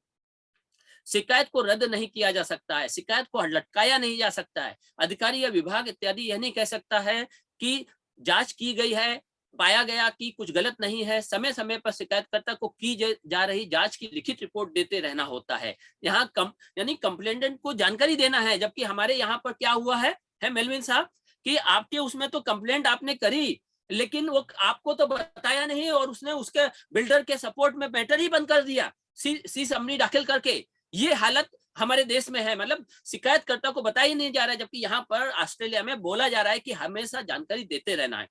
इस कानून के तहत बड़े से बड़े नौकरशाह को नौकरी से बर्खास्त किया जा सकता है, लंबे समय के लिए जेल भेजा जा सकता है और भी अनेक प्रकार के गंभीर दंड दिए जा सकते हैं। ये कानून शिकायतकर्ता को सुरक्षा प्रदान करता है। शिकायतकर्ता को सरकारी अधिकारी, सरकारी विभाग, विधानसभा सदस्य इत्यादि प्रत्यक्ष या अप्रत्यक्ष रूप से परेशान नहीं कर सकते। हमारे यहाँ तो अगर हम शिकायत कर देंगे तो दसियों फोन आ जाएंगे, आपको धमकियां आ जाएगी। हमारे देश में ये इनके चमचे भक्त जो भी है वो लोग आ जाएंगे हमारे को धमकियां देने, हमारे को एक्सटॉर्शन लगाने, हमारे को खंडनी के केस में बंद करने, ये सब करना शुरू करेंगे। जबकि वहां पर ऑस्ट्रेलिया में क्या कहा जा रहा है कि कोई भी इनको परेशान नहीं कर सकता है किसी भी रूप में, प्रत्यक्ष या अप्रत्यक्ष रूप से कोई भी परेशान नहीं कर सकता। ये साफ साफ कहा जा रहा है। आगे देखिए, दंड का प्रावधान है। शिकायतकर्ता के सामान्य जीवन में अप्रत्याशित हलचल, मतलब कि देखिए कितनी बारीकी से इन लोगों ने बताया है कि अगर कोई शिकायत करता है, उसकी जिंदगी में अगर थोड़ी सी भी हलचल हुई उस शिकायत करने की वजह से, तो उसको भी यानी सामने वाला विपक्ष ने प्रभावित किया है ये माना जाएगा। हमारे देश में तो तुरंत उसके ऊपर हमले हो जाते हैं, जाने क्या क्या हो जाता है उस शिकायतकर्ता के साथ, जो क्या बोलते आगे बढ़कर आवाज उठाने की कोशिश। इसलिए हमारे देश के जो भगत सिंह है असल में वो लोग सब पीछे हटते जा रहे। कोई भगत सिंह बनने को तैयार नहीं होता। सब कहते हैं बगल का पड़ोसी का लड़का भगत सिंह बने, हमारे घर का नहीं बने। ये स्थिति है हमारे देश की। ऐसे ही कानूनों के कारण ऑस्ट्रेलिया जैसे देशों में तंत्र आम आदमी के साथ धोखा नहीं कर पाता है। सरकारी तंत्र आम आदमी के प्रति जवाबदेह रहता है, आम आदमी की उपेक्षा नहीं हो पाती है। सरकार का मुखिया मंत्री, सरकार व नौकरशाही राजा के रूप में व आम आदमी प्रजा के रूप में नहीं होते हैं। आम आदमी शक्ति संपन्न रहता है, आम आदमी देश का असली मालिक होता है, लोकतंत्र मजबूत होता रहता है, आम आदमी द्वारा नियंत्रित होता है। तो ये चीज हमने ऑस्ट्रेलिया की बताई और ये हमने सब शिकायत पत्र में लिखा है। अभी मैं इसको बंद करता हूँ और जहां तक मैं समझता हूं काफी कुछ हमने एक मतलब हमने यहाँ पर क्या लिखा है, सुप्रीम कोर्ट के, हाई कोर्ट के आदेशों को ये लोग जूतों की नोक पर रख रहे हैं भ्रष्ट अधिकारी, और ये चीज यहाँ पर मैंने सिद्ध कर दी। ये खुद सुप्रीम कोर्ट के आदेश है कि अगर कोई दस्तावेज गायब हुआ है तो उस पर तुरंत एफआईआर की जाए, और एफआईआर भी कहाँ, पुलिस में करनी है। आपको अपने डिपार्टमेंट के अंदर इंक्वायरी नहीं करनी है, इसमें सीधे एफआईआर करनी है पुलिस स्टेशन में जाके आपको, और 6 महीने में नतीजा देना है आपको, तभी जाकर के काम होगा। ये बॉम्बे हाईकोर्ट ने साफ साफ कहा है। तो अब मैं चाहूंगा मेलविन जी, अगर इसमें कुछ कमी है जो मैंने बोला है, फिर वो चीज आप बताइए, और फिर सभी लोगों से, सभी विशेषज्ञ लोगों से हम राय लेना चाहेंगे, जिसमें वोरा जी है और भी जो भी है, किरण पुलेकर जी है, कुंवर साहब है हमारे एडवोकेट, और एडम जी होंगे। तो आप सब हमें बताएं कि ऐसे लोगों के खिलाफ हमें क्यों नहीं इनको भ्रष्ट आभूषण अवार्ड देना चाहिए। मेलविन जी, अभी आप। थैंक यू ना शिवनारायण जी, आपने तो काफी हद तक मुझे, मेरे ख्याल से मेरा इन्वॉल्वमेंट ही निकाल दिया, क्योंकि बहुत सारे सब्जेक्ट्स आपने कवर कर लिए। हम यही चाहते हैं, अपनी बहुत जानकारी अपने अगस्त मेंबर्स को दे दी है, और यहाँ काफी लोग बहुत एक्सपीरियंस्ड है, एक्टिविस्ट है, जहाँ 20-25 साल का उनका अनुभव है, और उनको इस बारे में तो मुझसे ज्यादा चाहिए। टेरेंस साहब है, चार्ल्स सर है, बाकी भी हमारे दोस्त है यहाँ पर, मैं उनसे चाहता हूँ, क्योंकि उनको काफी सारा मैटर इसके बारे में इनकी जानकारी है। तो ऐसे आगे नहीं होना चाहिए, इसके लिए हम ये सब लड़ रहे हैं, क्योंकि ये सब जो दिन दहाड़े लूट रहे हैं, दिन दहाड़े चोरी कर रहे हैं, इनका कुछ तो हमें करना पड़ेगा, क्योंकि अगर हम लोग नहीं करें, आगे की पीढ़ी को तकलीफ होगी। और ये जो कर रहे हैं, ये जो अफसर है, इनको तो केवल पैसे करप्शन करना ही जानते हैं, इनको कोई काम नहीं करना है। गवर्नमेंट क्यों उनको पगार दे रही है मुझे नहीं पता, मैंने तो ये मुद्दा भी उठाया है, हमारे कमिश्नर ऑफ पुलिस को भी पूछा था मैंने, इनको पगार ही नहीं देनी चाहिए, इनका अपना जो बेनिफिट्स है रिटायरमेंट के बाद वो भी रद्द कर देना चाहिए, इनसे पेनल्टी लगनी चाहिए, और इनको एफआईआर लगा के इनको अंदर ही डाल देना चाहिए। ये तो मेरा मुद्दा है जी। बिल्कुल सही। अभी आप बताइए एडवोकेट कुंवर साहब जी, आप कुछ अपने बारे में थोड़ा इस मामले में बताएंगे। हाँ। ये बहुत जरूरी है कि ऐसे भ्रष्ट अधिकारियों का या भ्रष्ट लोगों का कुछ न कुछ आप लोग जो उपाय करके ऐसा कर रहे हैं, आखिर दूसरा उपाय भी क्या है। एक तो लड़ाई आप लोग लड़ भी रहे हैं, लेकिन इनको ऐसा जाना चाहिए मैसेज कि आपको भाई भ्रष्ट भूषण अवार्ड से हम लोग नवाजना चाहते हैं, देना चाहते हैं, और कभी न वैसा कुछ अवार्ड या ट्रॉफी लेके उनके ऑफिस में भी जाना चाहिए कि आपको हम या तो कहीं बुलाया जाए, या बुलाया जाए वैसी ट्रॉफी भी तैयार कर ली जाएगी, और वो बोला जाएगा कि आप प्लीज आइए। पहले तो उनको इनविटेशन देना चाहिए कि हम आपको देना चाह रहे हैं, अगर वो नहीं लेते हैं तो उनको लिखना चाहिए या उनको मैसेज देना चाहिए, हम आपके ऑफिस में, आप टाइम दीजिए, कब आए अवार्ड देने के लिए। ऐसा चीज आप लोग करोगे, हकीकत में ये तो एकदम नया चीज हो रहा है। मैंने अभी तक ये सबको भारत रत्न, भारत भूषण सब दिया जा रहा था, ये भ्रष्ट भूषण आपने हकीकत में बहुत ही अच्छा सोचा है। जिसका भी आइडिया है हम उसको बहुत बहुत धन्यवाद देते हैं, और ऐसा होना भी चाहिए। पहले तो शिवनारायण जी को अवार्ड देना चाहिए, क्योंकि उनका ब्रेन चाइल्ड है। ये हस्बैंड वाइफ दोनों लोग हकीकत में जितना कुछ कर रहे हैं, हम लोग उसमें मैं तो समझता हूँ हम लोग 2-5% भी नहीं कर पा रहे हैं जितना लोग कर रहे हैं, लेकिन लगता है कि ये हमारा काम कर रहे हैं, ऐसा हम लोग सोच के थोड़ा अपने को सेटिस्फेक्शन अपने को हो जाता है, सेटिस्फाई हो जाते हैं हम लोग। लेकिन जो भी है सभी लोग मिलजुल के, मैं देखा सब लोग जुड़े, सुने और अच्छी बातें हुई। और मैं हमारे हिसाब से ऐसा और भी डिपार्टमेंट है जो करप्ट डिपार्टमेंट, जैसे रेवेन्यू डिपार्टमेंट है, पीएमसी है, बहुत सारे, इवन कोर्ट में भी आप देखेंगे ना, अभी कोर्ट में जो गरीब लोग हैं तो वो जो इतना ज्यादा पैसा जाता है, एक तो एडवोकेट लोग लेते हैं, बचा खुचा उनको वो लोग लूटते हैं, जो अंदर जिनको पेमेंट मिलता है पुलिस वाले लूटते हैं। जो पैसे वाले हो तो दे के निकल जाते हैं, लेकिन जो पैसे वाले नहीं है उनका तो प्रॉब्लम है। और जेलों में लोग सड़ रहे हैं। 70% बेगुनाह लोग जेलों में इसके लिए सड़ रहे हैं कि उनके पास पैसे नहीं है, और क्योंकि बाहर भ्रष्टाचार है। अभी कुछ काम कराने के लिए जाओ, कोई एडवोकेट भी चाहे तो नहीं कर सकता है। उसका कारण ये है कि वहां भी डिमांड होता रहता है, जी। जबकि ये भी जरूरी है। आप लोग भी जेल देखो, थोड़ा जाओ, और उसके बारे में भी समझो। मैं समझ रहा हूँ, उसमें हमसे भी जो हो सकेगा मैं बिल्कुल आप लोगों के साथ में हूँ। और मैं अभी शर्मा जी और आप जो आपके और पार्टिसिपेंट्स हैं उनको भी उनके भी कुछ बात हो, उनसे भी बात कराइए। थोड़ा चैट करेंगे लोग, अपना अपना थोड़ा विचार रखेंगे तो सबको अच्छा लगेगा, कुछ नया चीज मिलेगा। जी जरूर। किरण जी। को लेकर जी आप कुछ बोलिए इस मामले में। आप तो बहुत जबरदस्त लड़ाइयाँ लड़ी है आपने, और आपके साथ बहुत गलत हुआ है। सिर्फ सिर्फ है ना, आपका परिचय भी, आप अपना परिचय भी दीजिए थोड़ा, और जरा बताइए इस मामले में क्या होना चाहिए सर। किरण पुलेकर जी, अनम्यूट किरण कीजिए जी किरण आप पुलेकर, अनम्यूट करिए, अनम्यूट कीजिए। अनम्यूट करिए। Okay, good evening to everybody, नमस्कार। नमस्ते सर। एक्चुअली ये भ्रष्टाचार का लड़ाई शर्मा जी और मैडम जो लड़ रही है वो बहुत कौतुकास्पद है, मतलब बहुत कमेंडेबल जॉब है।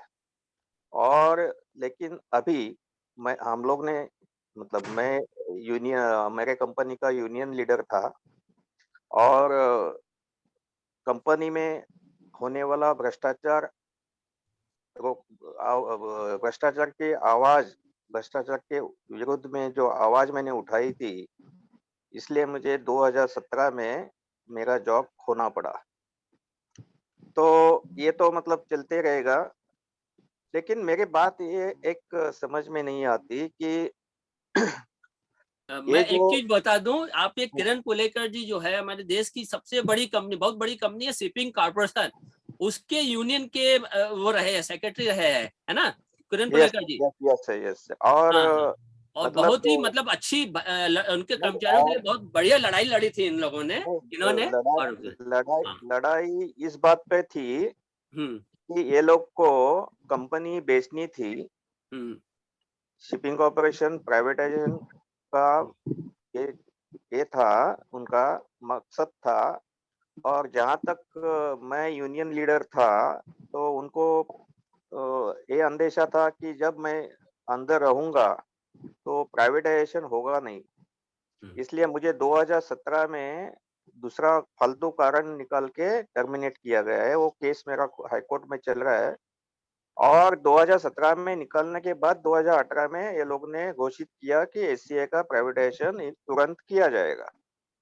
तो और आपके इंफॉर्मेशन के लिए बताना चाहता हूँ कि तभी नितिन गडकरी जी हमारे शिपिंग के मिनिस्टर थे।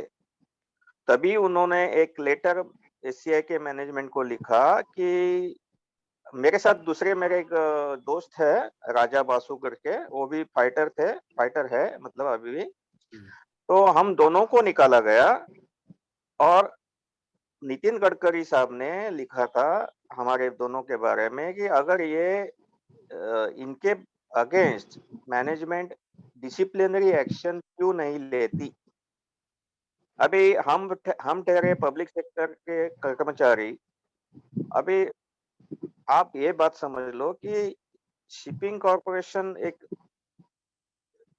खुद की ये है, मैनेजमेंट है, और ये मंत्री कैसा बोल सकता है कि इसको निकालो उसको निकालो। ऐसे मतलब यहाँ तक हम लोग ने झेला है। और हम लोग क्या कर रहे थे, हम लोग कंपनी का अंदरूनी भ्रष्टाचार बता रहे थे शिपिंग मिनिस्ट्री को।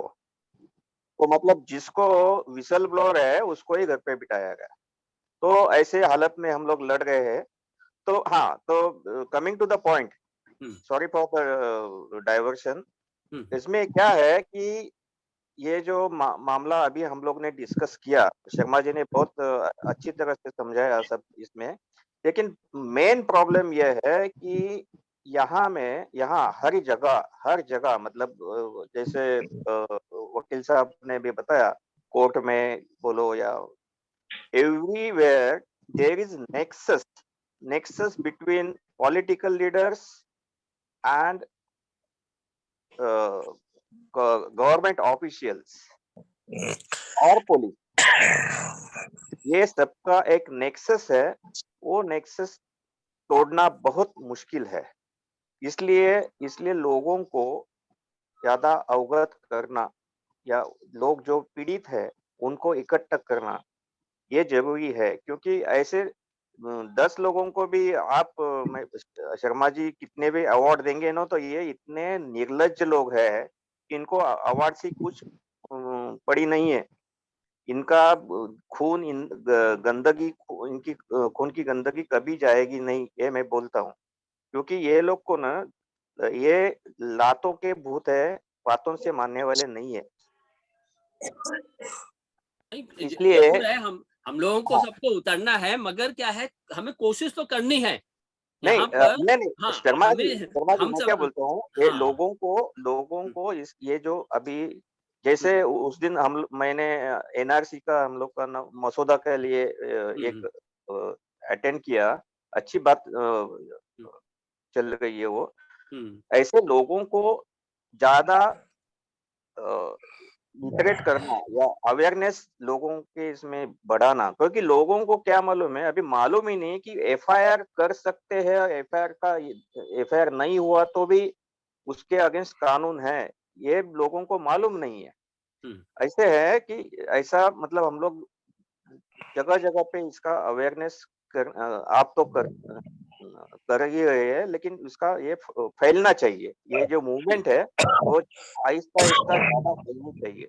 और दूसरी बात ये है कि ये जो केस आपने डिस्कस की, वो केस अभी एग्जैक्टली किधर है, मतलब हाई कोर्ट में पेंडिंग है या हाई कोर्ट में पेंडिंग है और उसका जजमेंट आया है, तो उसके अगेंस्ट कंटेम्प्ट लागू नहीं हो सकता है क्या शर्मा जी? देखिए, हमें हमें क्या चाहिए इस मामले में, हमें कुछ ऐसा ऐसा मतलब कुछ दिखाना चाहिए, ऐसे कुछ चीजें रखनी है कि किसी को कोर्ट कचहरी जाए बिना न्याय मिलने लगे, क्योंकि ये बीएमसी बना है या पुलिस विभाग बना है या कोई भी डिपार्टमेंट है, वो उस काम के लिए बना है, और अगर वो काम वो अधिकारी कर नहीं रहे हैं तो हमें कोर्ट कचहरी हम नहीं जाना है, बल्कि हमें उन अधिकारियों को पहुंचाना है, उनके ऊपर एफआईआर करनी है। जैसे अभी यहाँ पर हमने कुछ पेपर मांगे, क्यों? क्योंकि बिल्डर ने कुछ काम गलत किया है या बिल्डर एंक्रोचमेंट या इलीगल कंस्ट्रक्शन कर रहा है, तो हमें वो पता चाहिए कि वो कंस्ट्रक्शन इलीगल है या लीगल है। तो हम जब पेपर मांगेंगे तभी हमें मालूम पड़ेगा। जब हमने पेपर मांगे तो मालूम पड़ा पेपर ही गायब है उसके अंदर। अब जब पेपर गायब है, तो पेपर गायब है तो उसकी जवाबदारी उस पीआईओ की है कि वो उस एफआईआर करे उस मामले में कि पेपर कैसे गायब हुआ, और जो भी उसका जिम्मेदार है उसके ऊपर सजा होनी चाहिए। तो ये बॉम्बे हाई कोर्ट का, सुप्रीम कोर्ट के ये खुद के आदेश है, उसी को हम सामने रख रहे हैं कि ये अधिकारी लोग, हमने अभी लेटर दिया है उनको, संगठन की तरफ से लेटर दिया गया है कि आपके यहाँ डिपार्टमेंट में ये पेपर गायब है, और बॉम्बे हाई कोर्ट का आदेश है कि अगर ऐसा कुछ होता है तो आप तुरंत एफआईआर करिए और 6 महीने में रिपोर्ट दीजिए। तो हम यहाँ पर जो इकट्ठा हुए हैं उस ऑफिसर के खिलाफ जिसको हमने शिकायती पत्र दिया है कि भाई तेरी ड्यूटी है तो एफआईआर कर, अगर एफआईआर नहीं करेगा तो हम तुम्हें भ्रष्ट भूषण अवार्ड से सम्मानित करेंगे, और फिर उसके बाद हम तुम्हारे खिलाफ एफआईआर करेंगे। ये काम जो अभी हमने पनवेल में किया था, एक पीआईओ के ऊपर एफआईआर करी थी, वैसा ही काम इस पीआईओ के ऊपर एफआईआर करने का करेंगे हम लोग, लेकिन पहले उसको भ्रष्ट भूषण अवार्ड से सम्मानित करेंगे। ये है मुख्य चीज। नहीं उसके साथ ये मतलब मैं भी बोले तो मैं आऊंगा उस टाइम, मौका लूंगा आने का, लेकिन उसके साथ ना प्रेस वालों को भी लेके जाना चाहिए। जी जरूर जरूर। जब भी ये अवार्ड उनको भ्रष्ट भूषण अवार्ड जब भी दिया जाएगा ना, उनको देने के टाइम प्रेस वालों को भी लेके जाना चाहिए, so that it will be more famous नहीं इनफेमस होने चाहिए ऐसे भ्रष्ट अधिकारी। बिल्कुल बिल्कुल। नहीं सही है, बिल्कुल बिल्कुल, सब अपना अपना कुछ न कुछ ओपिनियन देंगे। जैसे आप बोले प्रेस वालों को लेके जाइए, हकीकत में कुछ ऐसे लोगों को जाना चाहिए, और कभी कभी उन लोगों को भी ना अपने लोगों के अपने जूम मीटिंग में शामिल करना चाहिए। वो भले नहीं आते हैं, बोलो भाई 7 to 9 चलेगा, जरा आप सुनो, आपके बारे में भी हम लोग कुछ बात करना चाह रहे हैं। अगर आपको कुछ कहना है तो आप भी कहो कि आपने नहीं किया है, कभी कभी ऐसा भी ट्राई करो, अगर हो सके तो, अच्छा लगे तो ऐसा भी कर सकते हैं। नहीं बिल्कुल अभी बिल्कुल। साहब जी उसमें क्या होता है, बहुत सारे प्रेस वाले भी ब्रेकिंग न्यूज के पीछे पड़े रहते हैं। जी ब्रेकिंग न्यूज के हिसाब से भी वो आ सकते हैं। अच्छा हाँ, हाँ कुछ वो बातें लीगल हो जाती हैं, हम लोगों को लीगल में ही चलना है, क्योंकि कुछ भी आप करोगे इलीगल होता है तो जरूर उसका भी खामियाजा जो अपने कार्यकर्ता लोग रहेंगे, एक्टिविस्ट लोग रहेंगे, उनको पड़ेगा। हमारे हिसाब से बहुत सारी ओपिनियन लोगों की अलग अलग ढंग से आएगी, और जरूर हमको लगता है कुछ न कुछ तो होते ही रहना चाहिए। नहीं होगा, सब चुप हो जाएंगे, तो यही लोग भारी पड़ जाएंगे। बराबर। बोलिए सर। शर्मा जी एक हम्म। बात बताना चाहता हूँ। जी 2017 में मुझे टर्मिनेट किया गया, तो उसके पहले मैं और राजा बसु हम लोग बहुत सारी इंफॉर्मेशन आरटीआई पूछते थे। हमारा जो ऑफिस का पीआईओ था, कंपनी सेक्रेटरी था, वो कभी भी इंफॉर्मेशन हमको देता नहीं था। कुछ ना कुछ क्लॉज निकाल के वो ये करता था। मजे की बात यह है कि हम लोग 2017 में टर्मिनेट हो गए और 2018 में 18 या 19 में उसने वीआरएस ली, because of his mother was sick. तो वो बंदे को, वो मतलब वो कंपनी सेक्रेटरी था, पीआईओ था, पीआईओ होने के बावजूद मैनेजमेंट ने उसका वीआरएस एक्सेप्ट नहीं किया, और बाद में 6 महीने के बाद जबरदस्ती एक्सेप्ट किया, और उसको बाद में टर्मिनल बेनिफिट मतलब पीएफ एंड ग्रेच्युटी मिलने के लिए इधर उधर भागना पड़ा। मतलब ये to run for the gratuity में। मैं बाद में उसको मिला, तभी मैं उसको पूछा कि ही ओनली कॉन्टेक्टेड मी कि मुझे लॉयर की जरूरत है। मतलब क्या हो गया, ऐसे ऐसे। बोला अरे वाह, जब तुम खुद दूसरों को कोऑपरेट नहीं करते थे, अभी देखो क्या मुसीबत आन पड़ी है आपको। मतलब ऐसे लोगों को बाद में डेस्टिनी पनिशमेंट देती है। बिल्कुल नहीं, बिल्कुल, मगर हमें तो अपनी कोशिश जारी रखनी है इस मामले में। अच्छा हाँ, हबीब जी आप कुछ कहना चाहते हैं? आपने हाथ उठाया हुआ है हबीब जी। जी गुड इवनिंग सर। हाँ गुड इवनिंग। मैं हाँ थोड़ा बोलिए। ट्रैवल में हूँ, बोल के बात नहीं कर पा रहा हूँ। अच्छा मैं ये बोलना चाह रहा, मेरे सामने एक बात आई आज। हाँ। एसआरए के अंदर माड़ा डिवीजन है, माड़ा के अंदर एक लेडी है, उसके भाई ने फ्रॉड किया था। हाँ। उसके पेपर ऑफिस से गायब हो गए। आरटीआई मैंने उनको बना के दिया था, तो आज वो पेपर गायब है वो ऑफिस में से। हाँ वो जो आप बोले सेम बराबर। वो उनकी मम्मी के मरने के 2 महीने बाद का एफिडेविट था। वो जो लेडी है उसने पहले निकाल चुकी है आरटीआई से वो पेपर।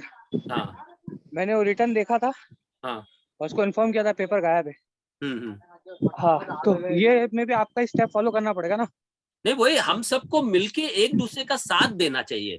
मतलब देखिए, यहाँ अगर आप अपने लिए आएंगे तो गलत है, हमें क्या करना है एक दूसरे के साथ। सॉरी, एक बार फिर से हम लोग वापस ज्वाइंट होंगे, ये फिर से एक बार ज्वाइंट होते हैं ना जी 10 मिनट के बाद। हाँ 10 मिनट के बाद। जी सर, एक 10 मिनट के बाद हम फिर से ज्वाइंट होंगे। हाँ बोलिए आप।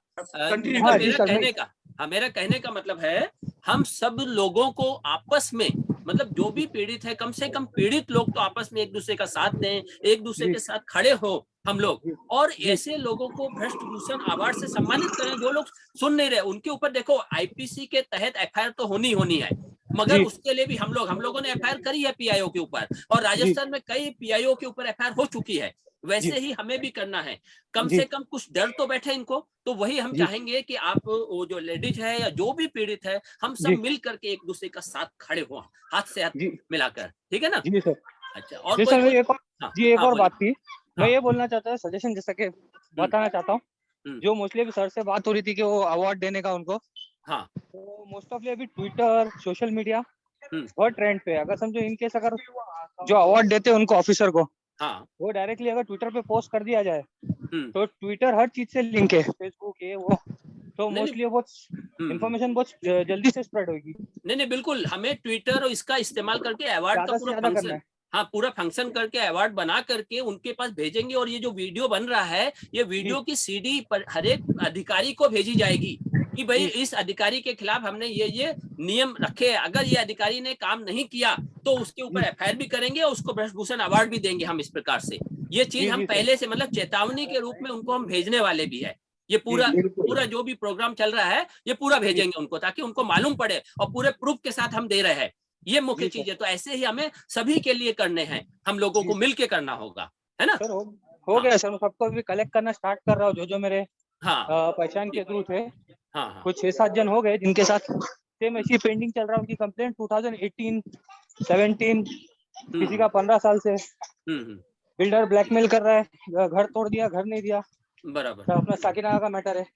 ठीक, नहीं तो बिल्कुल इस चीज को आगे बढ़ाते हैं हम लोग, है ना। और कोई इस मामले में कुछ बोलेंगे?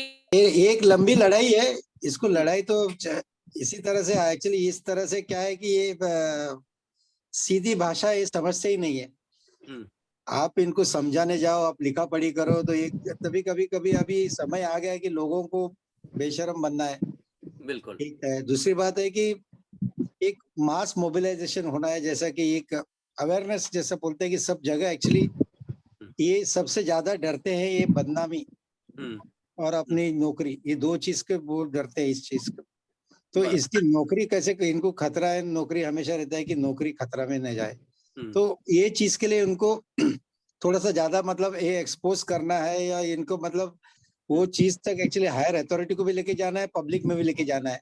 इनको थोड़ा एक्सपोज करके तो उनको अपना मतलब एक तरह से डर लगने लगे कि नहीं अगर मैं बहुत और अभी तो मैं सुधर जाऊं, नहीं तो मेरी शायद आगे ऐसे ही करता रहा तो मेरी नौकरी कल को खतरे में होगी। तो ये चीज का डर होना चाहिए। तो ये एक जनरली एक्चुअली एक अवेयरनेस कैंपेन जैसे बोलते हैं ना कि कई वार्ड ऑफिस के बाहर थोड़ा सा कहीं प्रोटेस्ट लेना, कोई protest actually even if symbolic हो, थोड़ा वहां प्रोटेस्ट होना कि जब उसके घर में आप जाके प्रोटेस्ट करते हैं तो उनको थोड़ा सा ज्यादा एम्बेरसिंग होता है। ज्यादा आप बाहर भी कहीं करो, लेकिन जब घर के बाहर खड़ा रह के आप प्रोटेस्ट करते हो तो वो थोड़ा सा एम्बेरसमेंट और ज्यादा होता है।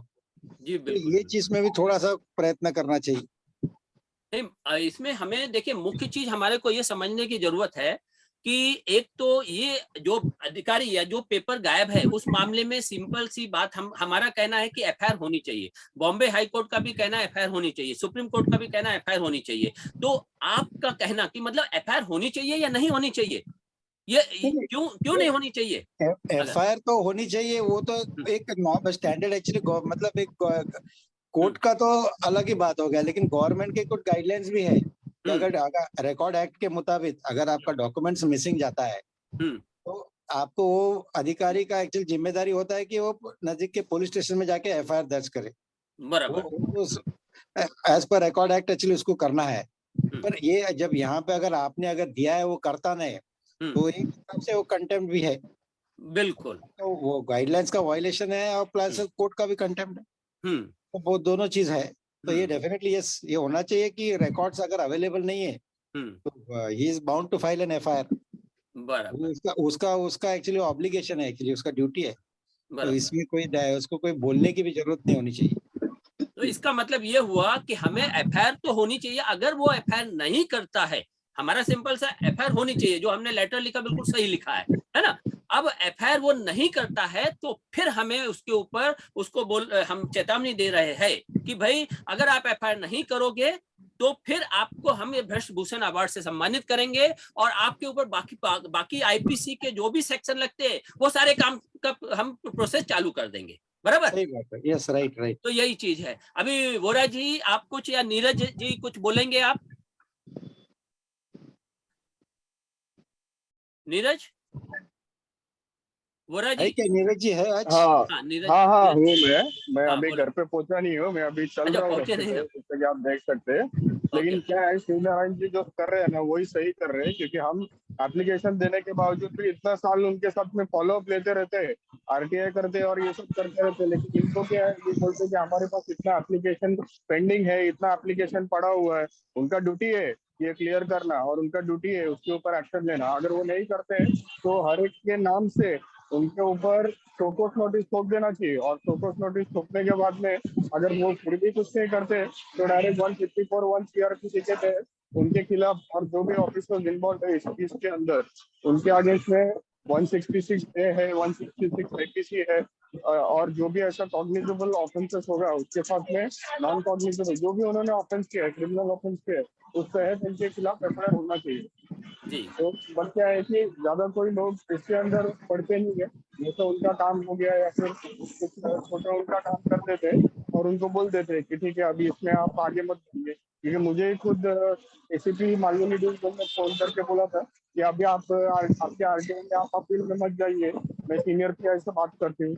ऐसा मतलब कैसा है, फोन करके वो लोग बोलते हैं लेकिन ऑन पेपर वो कुछ करते नहीं है। तो इस चीज को मतलब हमें ध्यान रखना चाहिए कि हम पेपर वर्क करते रहना चाहिए हमको, और FIR की मांग करनी चाहिए हमें। बराबर। तो मतलब FIR होनी चाहिए, अगर FIR नहीं होती है तो इन्हें भ्रष्ट भूषण अवार्ड दिया जाएगा और इनके ऊपर IPC के तहत हमें कार्रवाई करना शुरू करना पड़ेगा। बराबर, जरूर जरूर जरूर हाँ, जरूर। और ठीक। 154(1) के एप्लीकेशन में ही नहीं रुकना हमें, 154(3) भी करना है DCP को, और उसके बराबर। बाद में 156(3) में डायरेक्ट कोर्ट में दाखिल करना है। 154(3) के तहत कोर्ट में दाखिल करने के बाद में इनके जो सीनियर होते हैं जैसे पुलिस डिपार्टमेंट है तो उनके जो कमिश्नर होते हैं, एडिशनल कमिश्नर होते हैं, DCP होते हैं, इनको इन्फॉर्म करना है कि मतलब इनके अगेंस्ट में हमने ऐसे ऐसे कोर्ट में एप्लीकेशन लगवाया है, और ये उनके सर्विस बुक में रिकॉर्ड होना चाहिए कि हमने ये कार्रवाई चालू कर दी है उनके आगे से, क्योंकि उन्होंने ऐसा ऑफेंस किया है और वो ऑफेंस का हमारे पास में एविडेंस भी है करके। बराबर। Speak or somebody else is speaking? हाँ हाँ, बोलिए लेनेक्स जी, आप बोलिए, चलिए। Yeah, today I got a call from Maharera, and this is for I had filed a RTI for file inspection. The application must have been made 4 months or 5 months back. I got a call to say, okay, they're willing to allow me for file inspection. So I said, don't you I get something in writing? He said, no, I've told you verbally, that's more than enough. Okay, I didn't argue on that. Secondly is that they said you are allowed to see the file, but you will have to make notings, you will not be able to make Xerox copies. And I had filed the RTI application for file inspection some 4 or 5 months back. Okay, today I get the call, telephone call, and they tell me that we'll give you the following Monday the permission to inspect the file, but you will not be allowed to take photographs or photocopy. You have to make and write down notes. That is it. So I have decided to go for the file inspection, see at least what is the file looks like. But I just thought, how can they refuse somebody taking a photocopy or something, no? So guidance. Anybody want to guide me is welcome. जी, मेलविन जी आप कुछ बताएं, बोलें इस मामले में। Melvin ji unmute कीजिए, unmute. First and foremost, Linus, I don't think they can refuse inspection as well as requesting for documents whichever are selected for your perusal. I don't think the law does not permit them that they can block you in any way for any documentation that you may request them to give you. That is one thing is very clear. Even when you talk of inspection, it's not necessary that you will only inspect a few documents out of the file. You can inspect the entire file and you can take documents as far as all the documents which are available with them. As far as I am concerned, they have no right to stop you from inspecting as well as requesting for any documents on a paid basis. Okay, thanks. I'll check this and I'll come back to you all again. If they refuse, I'll make an application or whatever you call it, no? Yeah, sure. Thank you. और कोई कुछ गोलेकर जी आप कुछ कहा नहीं।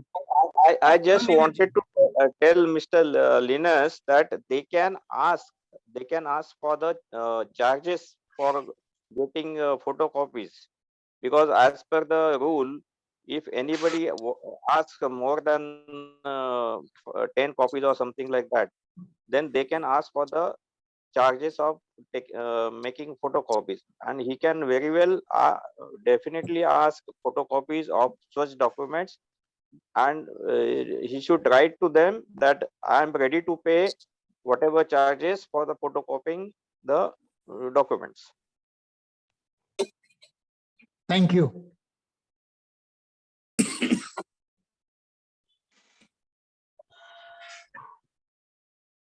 ये जो नीचे के अधिकारी होते हैं, जैसे APIO, assistant public information officer, public information officer, ये क्या है कि नीचे इतनी गंदी तरीके से सिटीजन्स के साथ में ऐसा गेम खेलते हैं और उनको बताते हैं कि ये डॉक्यूमेंट्स आपको नहीं मिलेगा, क्योंकि वो एक बार अगर सामने वाले को मिल जाता है तो उसके बिहाफ पे वो बहुत कुछ कर सकता है।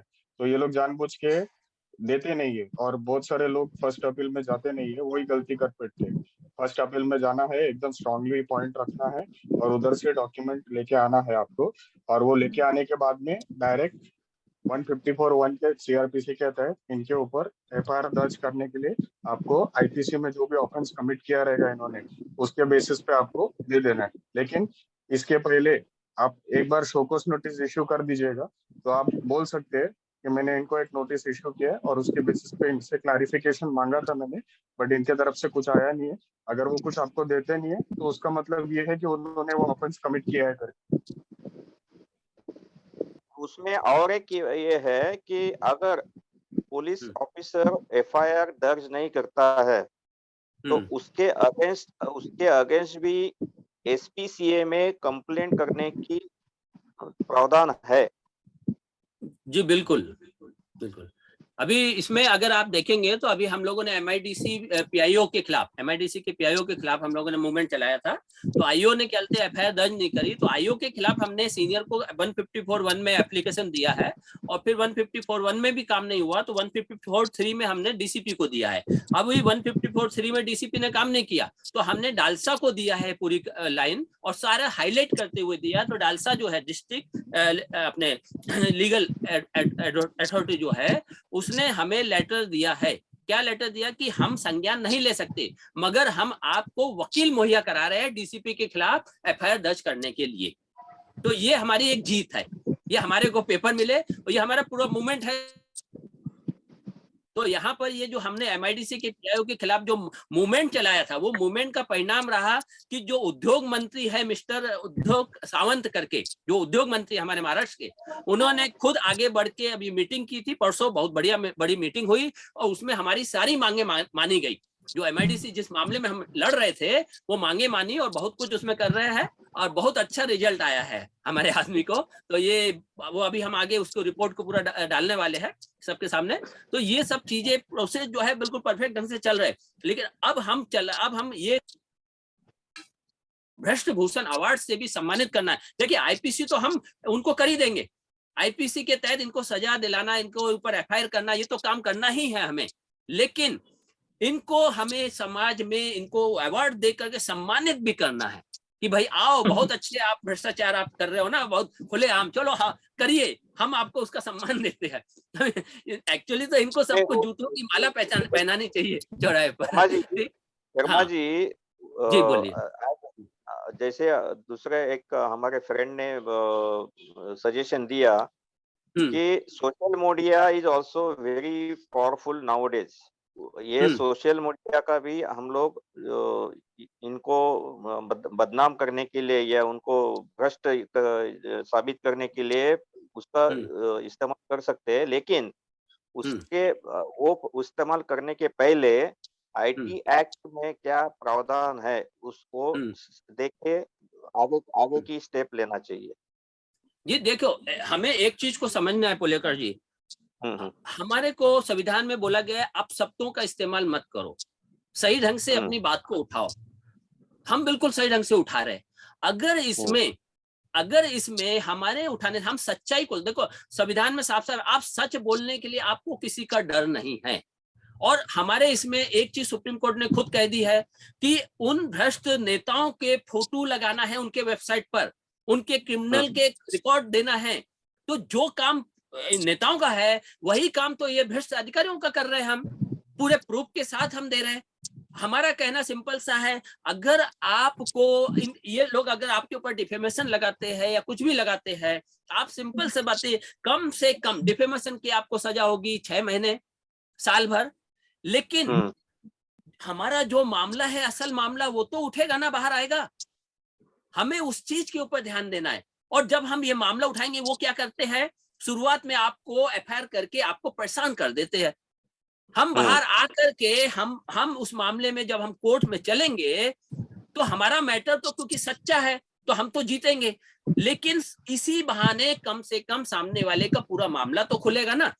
और हमने देखा है जहां भी हमने, क्योंकि आप देखें हमारे पास डिफेमेशन का नोटिस आते हैं, कितने लोगों के आए, 1-1 करोड़ के नोटिस कि भैया तुम्हारे ऊपर डिफेमेशन लगाएंगे, 1 करोड़ रुपए दो। हमने उनको एक ही जवाब दिया है, हमारे लेटर पढ़िए आप, उसमें साफ साफ लिखा हमने कि जनाब हमें बहुत खुशी हुई कि आप भी सुप्रीम कोर्ट के उस आदेश को मानते हैं जिसमें सुप्रीम कोर्ट ने कहा है कि लोअर कोर्टों में बहुत ज्यादा केसेज हो गए, अतः लोक अदालत लगाओ और जल्द से जल्द केस खत्म करो। और लोक अदालत का मतलब होता है दोनों पार्टी मिल करके आपसी समझौता करके मामले को सेटल करे। अब हम तो तैयार है पहले से, इसीलिए हमने क्या सामने रख दिया है। अब आप भी आ गए अपने क्लाइंट की तरफ से तो बहुत अच्छी बात है, हम दोनों मिलकर बैठकर सॉल्यूशन निकालते हैं। हम अपनी तरफ से आपको प्रस्ताव दे रहे हैं, एक काम करते हैं, हम दोनों पार्टियों का ये कर लेते हैं नार्को टेस्ट में आ जाएगी सच्चाई सामने। और अगर आपको नार्को टेस्ट नहीं करना है तो हमने दूसरा भी उपाय दिया उनको कि भैया एक काम करते हैं, 3 जूरी के सदस्य आप लेके आ जाओ, 3 जूरी के सदस्य हमारे साथ तरफ से आ जाएंगे। इन जूरी के सदस्यों के सामने आप अपना पक्ष रखेंगे, हम अपना पक्ष रखेंगे, वीडियो कैमरे के सामने होगा, पूरा दस्तावेज बनेंगे, उस पर एफिडेविट बनेगा, उस पर दोनों पक्ष साइन करेंगे, जूरी के सदस्य साइन करेंगे और जो एक फैसला होगा, वो फैसला अगर मान्य नहीं होगा तो एफिडेविट के साथ वो वीडियो के रिकॉर्ड है वो दोनों के पास रहेगी, वो कोर्ट में जाके ले सकते हैं। तो ऐसे 3-4 हमने सॉल्यूशन दिए हैं। इसके बाद जब हमारा लेटर जाता है, सामने वाले बिल्कुल मुंह बंद करके बैठ जाते हैं, बिल्कुल चुप, आवाज नहीं निकलती उन लोगों की। तो ये डर हमें खत्म करना है अपना। हम लोगों को डरा के रखा है, तुम्हारे ऊपर कंटेम लगा दिया जाएगा, तुम्हारे पास ये हो जाएगा, इसलिए आवाज मत उठाओ, हमें ये सेक्शन देखना है, वो सेक्शन देखना है। अरे वो सेक्शन नहीं, आपको अपनी आवाज देखनी है, आप सच हो या नहीं, सिर्फ उतना देखो। अगर सच देखकर सच की राह पर चलोगे, आज नहीं कुछ करना चाहते हैं। हाँ, अगर अपने पास प्रूफ है तो डरने का सवाल नहीं है, क्योंकि कोर्ट भी वही पूछता है ना कि अगर आप किसी को इल्जाम लगाते हो, किसी के अगेंस्ट में कुछ कहते हो, तो आपके पास अगर वो प्रूफ है तो बिना प्रूफ के तो हम बोल ही नहीं रहे, प्रूफ इकट्ठा करके तभी ना बोल रहे हैं। तो इसके लिए वो लीगल वे में भी कुछ प्रॉब्लम ऐसा नहीं रहता है। वो डराने धमकाने का अलग बात है, वो बहुत दूर तक जाता भी नहीं। बिल्कुल, यही हम कहना चाहते हैं। हाँ नीरज जी, आप कुछ बोलेंगे? हाँ बोलो। हाँ, मैं पोलेकर जी का सवाल का जवाब देना चाहता हूँ। उन्होंने पूछा था कि आईटी एक्ट के तहत आप किसी के ऊपर कोई धारा लग सकता है कि नहीं। पहले क्या होता था, 66A करके जो आईटी एक्ट था, उसके बिहाफ पे लोगों के ऊपर एफआईआर दर्ज किए जाते थे, बट वो सेक्शन जो है वो स्क्रैप कर दिया है, मतलब उस सेक्शन को निकाल दिया गया, अनकॉन्स्टिट्यूशनल करके उसको टर्म किया गया है, and violation of freedom of speech. क्योंकि हमारे देश में कैसे फ्रीडम ऑफ स्पीच की नाम की कुछ चीज है, और हम जब एलिगेशन लगाएंगे तब हमारे पास जो आरटीआई के द्वारा प्राप्त किए गए डॉक्यूमेंट है, कोर्ट से जो सर्टिफाइड कॉपीज जो है, हम वो लगाकर उनके खिलाफ एलिगेशन लगाएंगे। ऐसे ही नहीं कि हम सिर्फ ऐसे नॉर्मली एलिगेशन लगा रहे, डॉक्यूमेंट के साथ में अगर एलिगेशन लगाएंगे तो truth does not amount to defamation. 499, 500 ही लगा सकते हैं क्रिमिनल धारा में, और बाकी जैसा आपने बोला 1 करोड़, 10 करोड़, 20 करोड़ जितना है उतना वो सिविल डिफेमेशन लगा सकते हैं, बाकी कुछ भी नहीं कर सकते। और वो भी हम लोग जब कंटेस्ट करेंगे कोर्ट में तो वो खुद ही मोस्ट ऑफ द केसेस में वो जिसने आपके खिलाफ ये गुना दाखिल किया है वो खुद ही विड्रॉ कर लेते हैं कोर्ट से, क्योंकि उनको पता है कि इस चीज में वो प्रोसीड नहीं कर पाएंगे, क्योंकि उनके पास कुछ है ही नहीं लीगली प्रोसीड करने के लिए, और हमारे पास तो सब कुछ है। और आप कोई भी सोशल मीडिया पे कोई भी एलिगेशन डाल सकते हो as long as you have valid documents और जो आप बोल रहे हो वो सच है। ये आप प्रूव कर सकते हो तो फिर किसी से भी डरने की कोई भी बात नहीं। और कोई भी सोशल मीडिया में शेयर करने से पहले एक बार भी सोचने का जरूरत नहीं है उस चीज के बारे में। और सोशल मीडिया मतलब बहुत सारे सोशल मीडिया है, ट्विटर है, फेसबुक है, यूट्यूब है, और भी काफी सोशल मीडिया प्लेटफॉर्म्स है। वो सब जगह पर आप डाल सकते हो एज लॉन्ग एज आपके पास सारे एविडेंसेस है और आप सच बोल रहे हो। बिल्कुल लीगल पॉइंट ऑफ व्यू से मतलब कोई डरने की जरूरत नहीं है, क्योंकि बहुत सारे लोग क्या करते हैं, दबाव के अंदर आ जाते हैं कि आपके पास डॉक्यूमेंट है, आपके पास एलिगेशंस है, सामने वाले ने, भ्रष्ट अधिकारी ने वो गलत काम किया है, लेकिन आप चुप बैठिए, आप कुछ बोलिएगा नहीं उसके अंदर। आप बोलेंगे तो आपके ऊपर केस हो जाएगा, आपके ऊपर ये लग जाएगा, वो लग जाएगा करके उसे उनको डराया धमकाया जाता है और उनको दबा दिया जाता है, जिसकी वजह से पीड़ित व्यक्ति जो है वो बेचारा कुछ कर नहीं पाता है और एकदम प्रेशर में आके डिप्रेशन में चला जाता है। कोई कोई लोग तो अपनी जान दे देते हैं, सुसाइड कर लेते हैं, क्योंकि उनके पास कोई ऑप्शन नहीं होता है। लेकिन लड़ो, बिंदास लड़ो, और जो भी एलिगेशंस है आप क्लियरली सोशल मीडिया पे आप उसको स्प्रेड कर सकते हैं एज लॉन्ग एज आपके पास एविडेंस है उस चीज का और आप सच बोल रहे हो।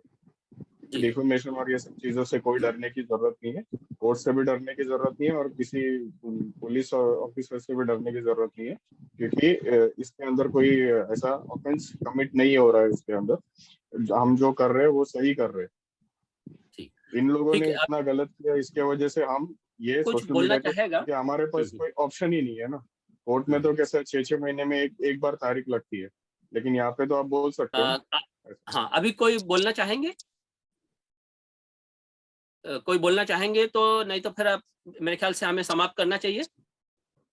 मेलविन जी। हाँ हाँ, मेलविन जी अब समाप्त किया जाए। जी जी जी, है ना। कोई कुछ बताना, कुछ बोलना चाहें तो बोलें, नहीं तो फिर हम बंद करते हैं फिर, है ना। चार्ल्स डिसूजा जी, आप कुछ बोलेंगे? नहीं सर, अभी बहुत शेयरिंग हो गया बहुत लोगों से। अच्छा, टाइम भी हो गया ना, बहुत टाइम से हम लोग बैठे। ठीक है, फिर अभी हम इसको चलते पूरा वीडियो बना करके। हाँ बोलिए कंवर साहब जी, आप। हाँ, मैं ये बोल रहा था कि सब लोग जुड़े, सबको थैंक्स बोलिए भाई। और दूसरी बात, ये कभी कभी हम लोग ऐसा रखा करेंगे, बहुत लंबा नहीं, अगर 1 घंटे का भी रखेंगे ना तो हम लोग डिस्कस कर लेंगे। ऐसा कुछ नहीं कि 2 घंटे 3 घंटे का सेशन रहे, ऐसे घंटे भर का भी रखेंगे तो भी चलेगा। शर्मा जी, मेरा सजेशन है, बाकी आप लोग डिसाइड करो। नहीं, जरूर जरूर। तो जी फिर हम सब लोगों का धन्यवाद करते हैं और थैंक यू सर, आपको भी विराम करते हैं। अभी जी आप थैंक यू जी। नहीं sir, thank you so much सबके लिए। Thank you sir. रहेंगे। ओके, थैंक यू जी, thank you so much. Thank you sir, thank you. Good night. ऐसे ही मिलते हैं। Thank you to all the participants. Thank you, नमस्कार।